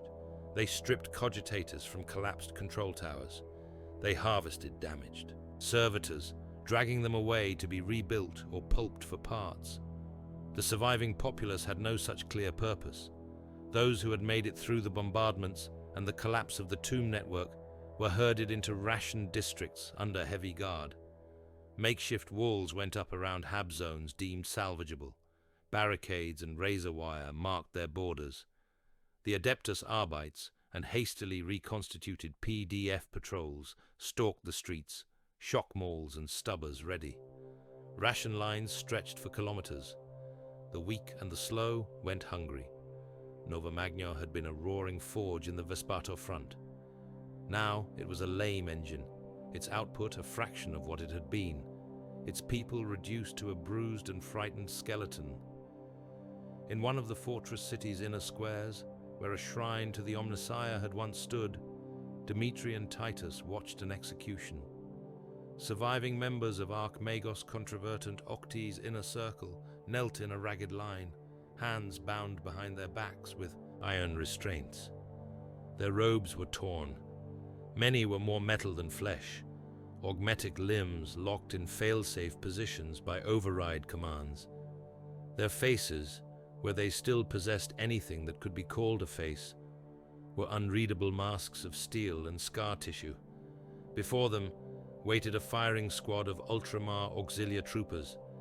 Their uniforms were stained with ash, and their boots were still muddy with the dust of the tomb collapse. The muzzles of their laser guns were rock-steady. A confessor of the ecclesiarchy read out the litany of charges in a voice made harsh by smoke. Techno-heresy, unauthorized diversion of strategic resources, sacrilegious tampering with Xeno's constructs, dereliction of the sacred duty to protect the faithful. The list ran on. It hardly mattered. The core was simple. Oct had chosen his angel over the lives of those he had sworn to arm. Titus stood at the edge of the square, helm on, watching. His presence was not required. The Arbites could have handled this. The local commanders could have passed judgment, but he had ordered this cleansing, and so he watched it executed. Sentence, the confessor said, is death. May the Emperor judge your souls, if you still possess them. Titus raised a hand. Fire, he said. Laser guns cracked in a ragged volley that settled almost immediately into disciplined unity. The Mechanicus heretics jerked as the beams punched through cybernetic casings and withered organs. Several toppled sideways. One, whose internal redundancies kept him moving a heartbeat longer, tried to rise before a second salvo cut him down. The smell of burned oil and flesh drifted on the wind. Titus let his hand fall. Log the sentence as carried out, he told the Arbites officer beside him. Mark the charges as cleansed. There will be no trials beyond this. Any cultist of the Citan discovered on Nova Magnor from this moment forward is to be executed in situ. No interrogations. No attempts to rehabilitate. Contamination of this sort is not cured. It is excised. The officer swallowed and nodded. Yes, Lord. To Titus, it was not justice. Justice implied scales, balance, a concept of repayment. This was hygiene. The Forge world was diseased. The infection had to be cut out before it found new hosts. Later, aboard the Righteous Fury, he dictated his report. He sat in a small, shielded chamber near the astropathic choir, helm cradled on the table before him. A single lumen strip provided harsh, functional light. The astropath beyond the reinforced bulkhead was already half submerged in the trance that would carry Titus's words across the warp. Begin transmission, Titus said. Recipient, came the thin, distant voice of the choirmaster, Robout Guilliman, Lord Commander of the Imperium, and Marneus Calgar, Chapter Master of the Ultramarines, on Macragge. Priority Sigma. Titus spoke. Nova Magna remains in Imperial hands, he began. The Necron tomb network beneath its crust has been severely degraded. Primary Nexus destroyed by Vortex detonation. Linked complexes rendered largely inert. Enemy ground forces either phased out or left in a state of non-function. Remaining active nodes are isolated. Mop-up operations underway. He outlined the tactical facts without flourish. The loss of the tomb infrastructure. The withdrawal of the Necron fleet. The survival, in some form, of the Forge's key facilities. The condition of the orbital yards. He mentioned the dead in terms of regiments, companies, hive sectors. He did not attempt to put a number to them. Second Company operational strength reduced below functioning threshold, he continued. Casualties sustained in boarding action, surface engagements, and infiltration of the Nexus. Wardens of Ultramar at minimal combat effective levels. Rebuilding required from Shield chapters and Bastion veterans. He spoke of Archmagos Oct's betrayal and execution in 4 sentences. Enemy warlord Necrosor Amentar, believed to have acquired Nightbringer shard from Tesseract labyrinth within Primary Forge Shrine. Evidence of Tesseract breach and Citan energy residues at site. Enemy presence not recorded by visual sources at time, but pattern matches known Necron translocation signatures. Realm should consider the shard lost. There was a pause as he adjusted his phrasing. Recommend that all future operations within the Vespertor front and beyond assume the existence of a mobile Cetan fragment under Necron control. Tactical ramifications extreme. He did not elaborate on the human cost. He did not describe the ruins, or the mass graves, or the ash that had turned the sky the color of bruised bone. He concluded, summary, objective secured, strategic asset preserved in diminished form, enemy forces mauled, enemy warlord empowered. Nova Magna will one day beat again as a forge in the service of the 500 worlds. The price was acceptable. The last words hung in the air for a heartbeat. End transmission, the choir master whispered. In the Strategium on Macragge, some time later, the hololithic projection of Demetrian Titus's report played out before Robut Guilliman and Marneus Calgar and a ring of senior strategos. They watched the simplified data, the glowing points where tomb complexes had once pulsed, now dark, the scar across Nova Magna's surface, the casualty estimates. They heard Titus's flat delivery, his refusal to soften any part of the account. When the transmission ended, there was a moment of silence. He does not embellish, Calgar said at last. He never has, Guilliman replied. There is a coldness to his phrasing, observed one of the Lord Commander's human advisors, a veteran of too many crusades, as if he is reciting figures, not the deaths of brothers and allies. In the position I placed him in, sentiment is a luxury he cannot afford, Guilliman said. He has taken the title I gave him and made it his own, Warden of Ultramar. It is not the work of a champion. It is the work of a jailer and an executioner. He has embraced that burden. He looked at the hololithic map of the 500 worlds, Nova Magna's icon flickering in a new shade to mark its altered status. He did what had to be done, the Primarch said, more to himself than to the others, as he has before, as he will again. Word of Nova Magna's agony spread. Within Ultramar's fleets and fortress worlds, officers and commanders spoke of the campaign in quieter tones. Some praised Titus openly. He had taken a crumbling situation and, through ruthless ingenuity, turned it into a victory of sorts. He had denied the enemy a beachhead that might have bled the Vespeta front dry. He had made the hard choices and lived with them. Others were less sure. He spends lives, muttered one auxiliary general, over a chart table scarred by years of planning. Not recklessly, but with no hesitation. What he did beneath Nova Magnor, ordering squads to stand and die, to hold until they were gone, so that he could plant that abomination of a warhead. The Ordos did the same to him once. Perhaps he learned too well. Whispers ran further still, beyond the formal chains of command. Among the Inquisition, the Reclamation was already an object of unease. Robut Guilliman had reshaped Ultramar into something far larger than its old borders, bringing forge worlds and agri-worlds and industrial hubs together under his particular brand of order. To some Inquisitors, that was a necessary bulwark in a dying galaxy. To others, it smelled too much like a new empire. One such Inquisitor, veteran of purges in the Segmentum Solar, scarred by the heresy's half-remembered lessons passed down across generations, walked the corridors of an Ultramarine void station and frowned. He had come seeking proof that Guilliman's 500 worlds master bid for secular dominion, that the Primarch was building a kingdom that might one day stand apart from the wider Imperium.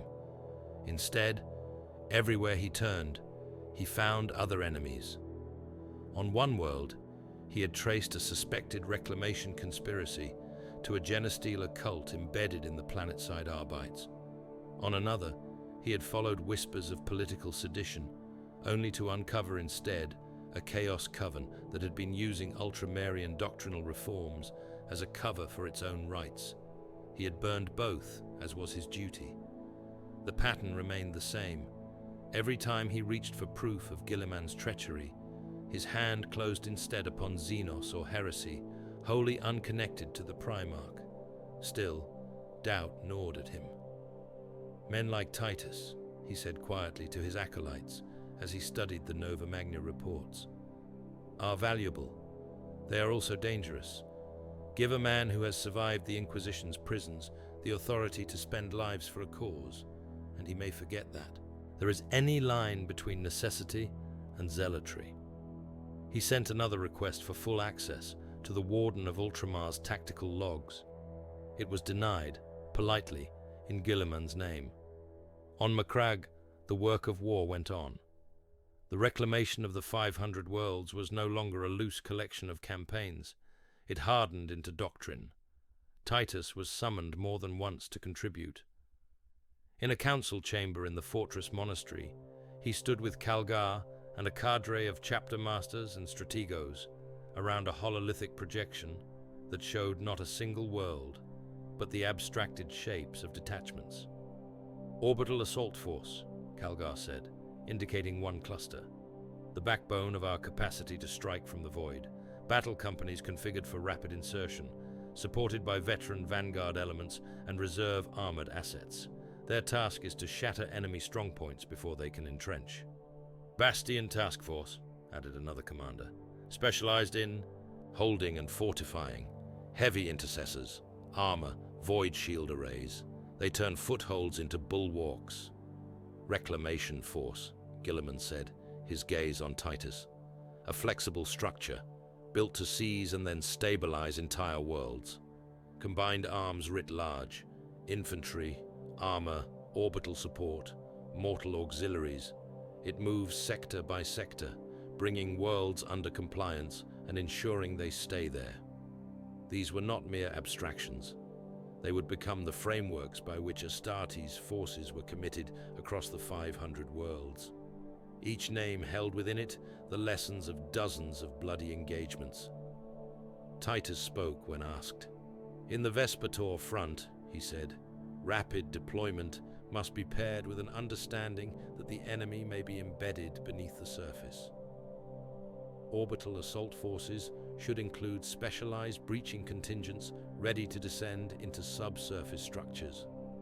Bastion task forces cannot afford to anchor themselves solely on surface. Fortifications when fighting enemies like the Necrons. Their doctrines must include counter-tomb warfare." He added other recommendations, drawn directly from Nova Magna. The inclusion of dedicated kill teams, trained in the placement and protection of extreme ordnance. Adjustments to support ratios, to ensure that when a Vortex device or its equivalent was deployed, the units surrounding it had enough weight to force it into place. Across the table, a Magos militant, representing the Adeptus Mechanicus, outlined similar conceptual groupings for Necron forces based on emerging intelligence. "We have identified recurring patterns in the enemy's deployments," the machine priest said. "We designate these as Pantheon of Woe, encompassing their more hierarchical phalanx formations. Cursed Legion, corresponding to forces heavily afflicted by the Destroyer Curse, and Cryptek Conclave, focused around Technomancer cadres and their constructs." He projected ghostly images of each. "Ranks of warriors, clusters of destroyers, flocks of Canoptek constructs around hunched figures, bristling with arcane apparatus.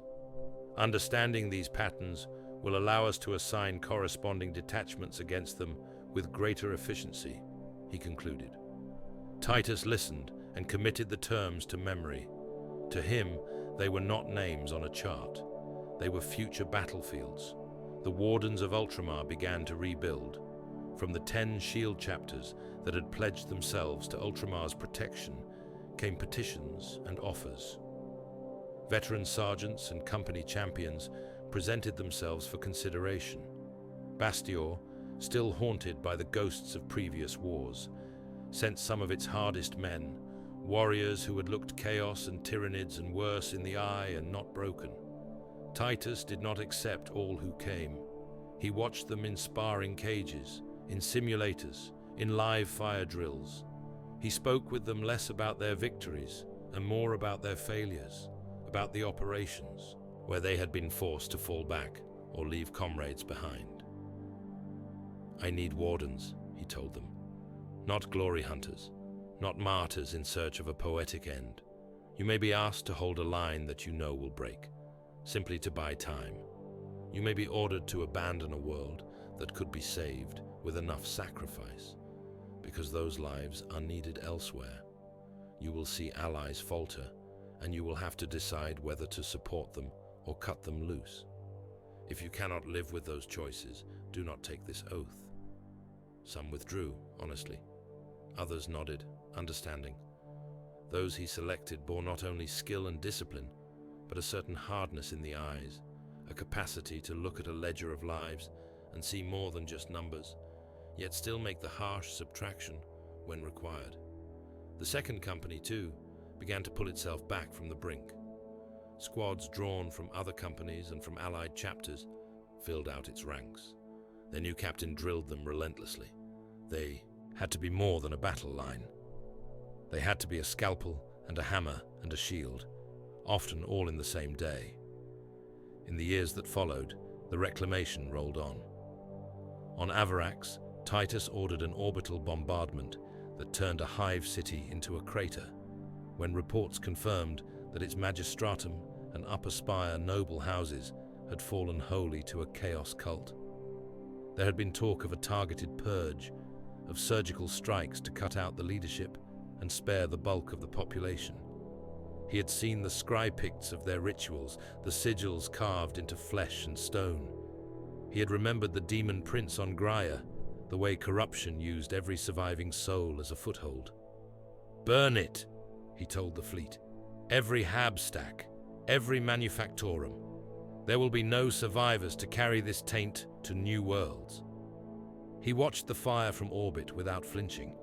On Demetrian, when a Genestealer infestation was uncovered too late, with half the planet's PDF and most of its administrative caste already compromised, he did not bother with evacuation.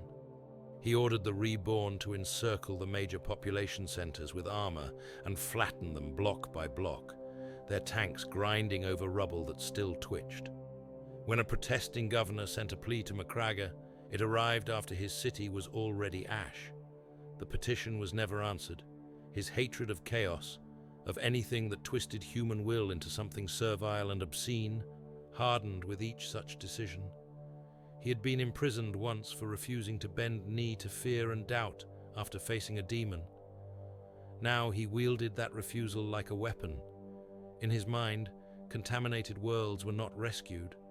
They were reclaimed only as ash and cinder, their loss the price of preserving the wider realm. News of Necrosaur's ongoing depredations filtered back in fragments. An Ultramar auxiliar battle group in a neighboring sector sent a panicked astropathic burst before being cut off, describing Necron assaults in which an indistinct Reaper shape had walked through their lines, vehicles and men coming apart with no visible attack. A shield. Chapter detachment vanished to the last brother when their fortification on a frontier world was enveloped by a darkness that light could not pierce, within which something killed them in ordered, methodical silence. Each such report was logged, analyzed, added to the growing dossier on Necrosaur Amantar and his bound shard. Titus read them with a cold, grim clarity. Nova Magna was the opening move, he said to Mataurus one night aboard the Righteous Fury. We stopped his hand from closing around this forge. We did not stop his reach. That will be felt elsewhere, perhaps many elsewheres. Then we will meet him there, Mataurus answered. When we can, Titus said, when the Primarch points us that way. Until then, there are nearer fires to stamp out. He returned to the Strategium, often in the quiet hours when the ship translated. Between war zones, he stood alone before the vast hololithic projection of Ultramar and its surrounding reaches. The map was constantly updating, icons shifting. Green marked compliant worlds, blue marked the heart of the realm, amber signified contested zones, red denoted losses. The pattern was not neat. It never would be. For every cluster of reclaimed worlds, there were gaps where planets had been written off as too costly to save, or already taken beyond retrieval. Beyond the borders marked in Guilliman's scripts lay the wider Imperium, half shrouded now by the cicatrix, its own wars flickering in distant, uncertain lights. Titus traced the expanded outline of what some had begun to call Greater Ultramar. He knew, with the same certainty, that he knew the weight of his bolter, that he would not see that outline completed. The Reclamation was a task for generations, not for a single life, even a life as extended as that of an Astartes. He thought of the death watch, of missions undertaken in the knowledge that no one would ever know his name. Nullus, no one. In a sense, nothing had changed. He was still a blade wielded in the dark. The only difference was that now the hand upon the hilt belonged to a Primarch he trusted. "My purpose is not to finish this war," he said quietly to the empty Strategium. "My purpose is to ensure that Ultramar still exists when someone else does." On a newly compliant Agri world at the fringes of the Reclamation, a different kind of message arrived. The planet had been taken without severe damage, its fields spared the worst of the conflict by the swift intervention of the Nova Marines. Their blue and bone armor had walked in neat lines between rows of crops, bolters slung as they oversaw the disarming of local militias and the installation of Ultramarine governance. The work of reconstruction had barely begun when the astropath screamed. He sagged in his chair, milk-white eyes rolling back as an encoded burst smashed into his mind from the warp. His attendants scrambled, checking wards, adjusting the copper spikes that pierced his skull, murmuring calming litanies. "This cipher," he gasped, once he could form words again. "This cipher should not exist." Mechanicus adepts were summoned. They poured over the transmission, their mechadendrites humming. At first, they assumed a glitch, a ghost code, some relic of ancient wars echoing through the immaterium. The cipher strings did not match any current Imperial command lexicons. They spoke of forgotten fields and storms long past. Then they reached the clearance signifier. A single name, written not in High Gothic, but in an older, harsher script, overrode their doubts. Lion L. Johnson. Attached, Primarch, Dark Angels. The message itself was short, almost insultingly so given the magnitude of the designation. "Brother, we need to talk." The Nova Marines chapter master dispatched the cipher to Macragge with all due haste, wrapped in layers of annotation and verification. He did not presume to interpret it. That would be Guilliman's privilege. On Macragge, in the fortress of Hera, the Lord Commander of the Imperium received the transmission and stood for a long time in thoughtful silence. The Lion had returned to the wider Imperium not long before. His own path through the ruins of the galaxy had been turbulent, his loyalties and methods the subject of much nervous speculation among mortals and Astartes alike. His presence in the 500 world's affairs would add a new weight to a balance already strained. Demetrian Titus was summoned home. The righteous Fury docked once more in the high anchorages above Macragge, its hull still scarred, its crew diminished but unbowed. Titus descended to the fortress monastery in a Thunderhawk, the gunship's engines echoing off the ancient stone. In the Strategium, where he had first been named Warden of Ultramar, he stood again before Guilliman. This time, another presence waited as well, shrouded still in shadow and distance, a figure at the far end of the hall whose outline spoke of a different forge, a different age. Two Primarchs, Titus thought, though he did not say it aloud. Two visions of what it means to save mankind. He knew that the meeting to come, the conversation signaled by that simple, heavy message, would shape more than the disposition of fleets or the assignment of detachments. It would touch upon questions of authority and doctrine that reached back to the heresy and forward into a future that might never come. He adjusted the weight of his gladius at his hip, feeling the familiar assurance of steel and ceramite. Whatever passed between Guilliman and the Lion, whatever storms broke across the Imperium as a result, one fact would remain. The wars would go on, the 500 worlds would need guarding, and Demetrian Titus, Warden of Ultramar, would be where he always had been, at the point where duty met ruin, holding the line not because it could be held forever, but because someone had to stand there while the gods and their sons decided what the next age of war would look like.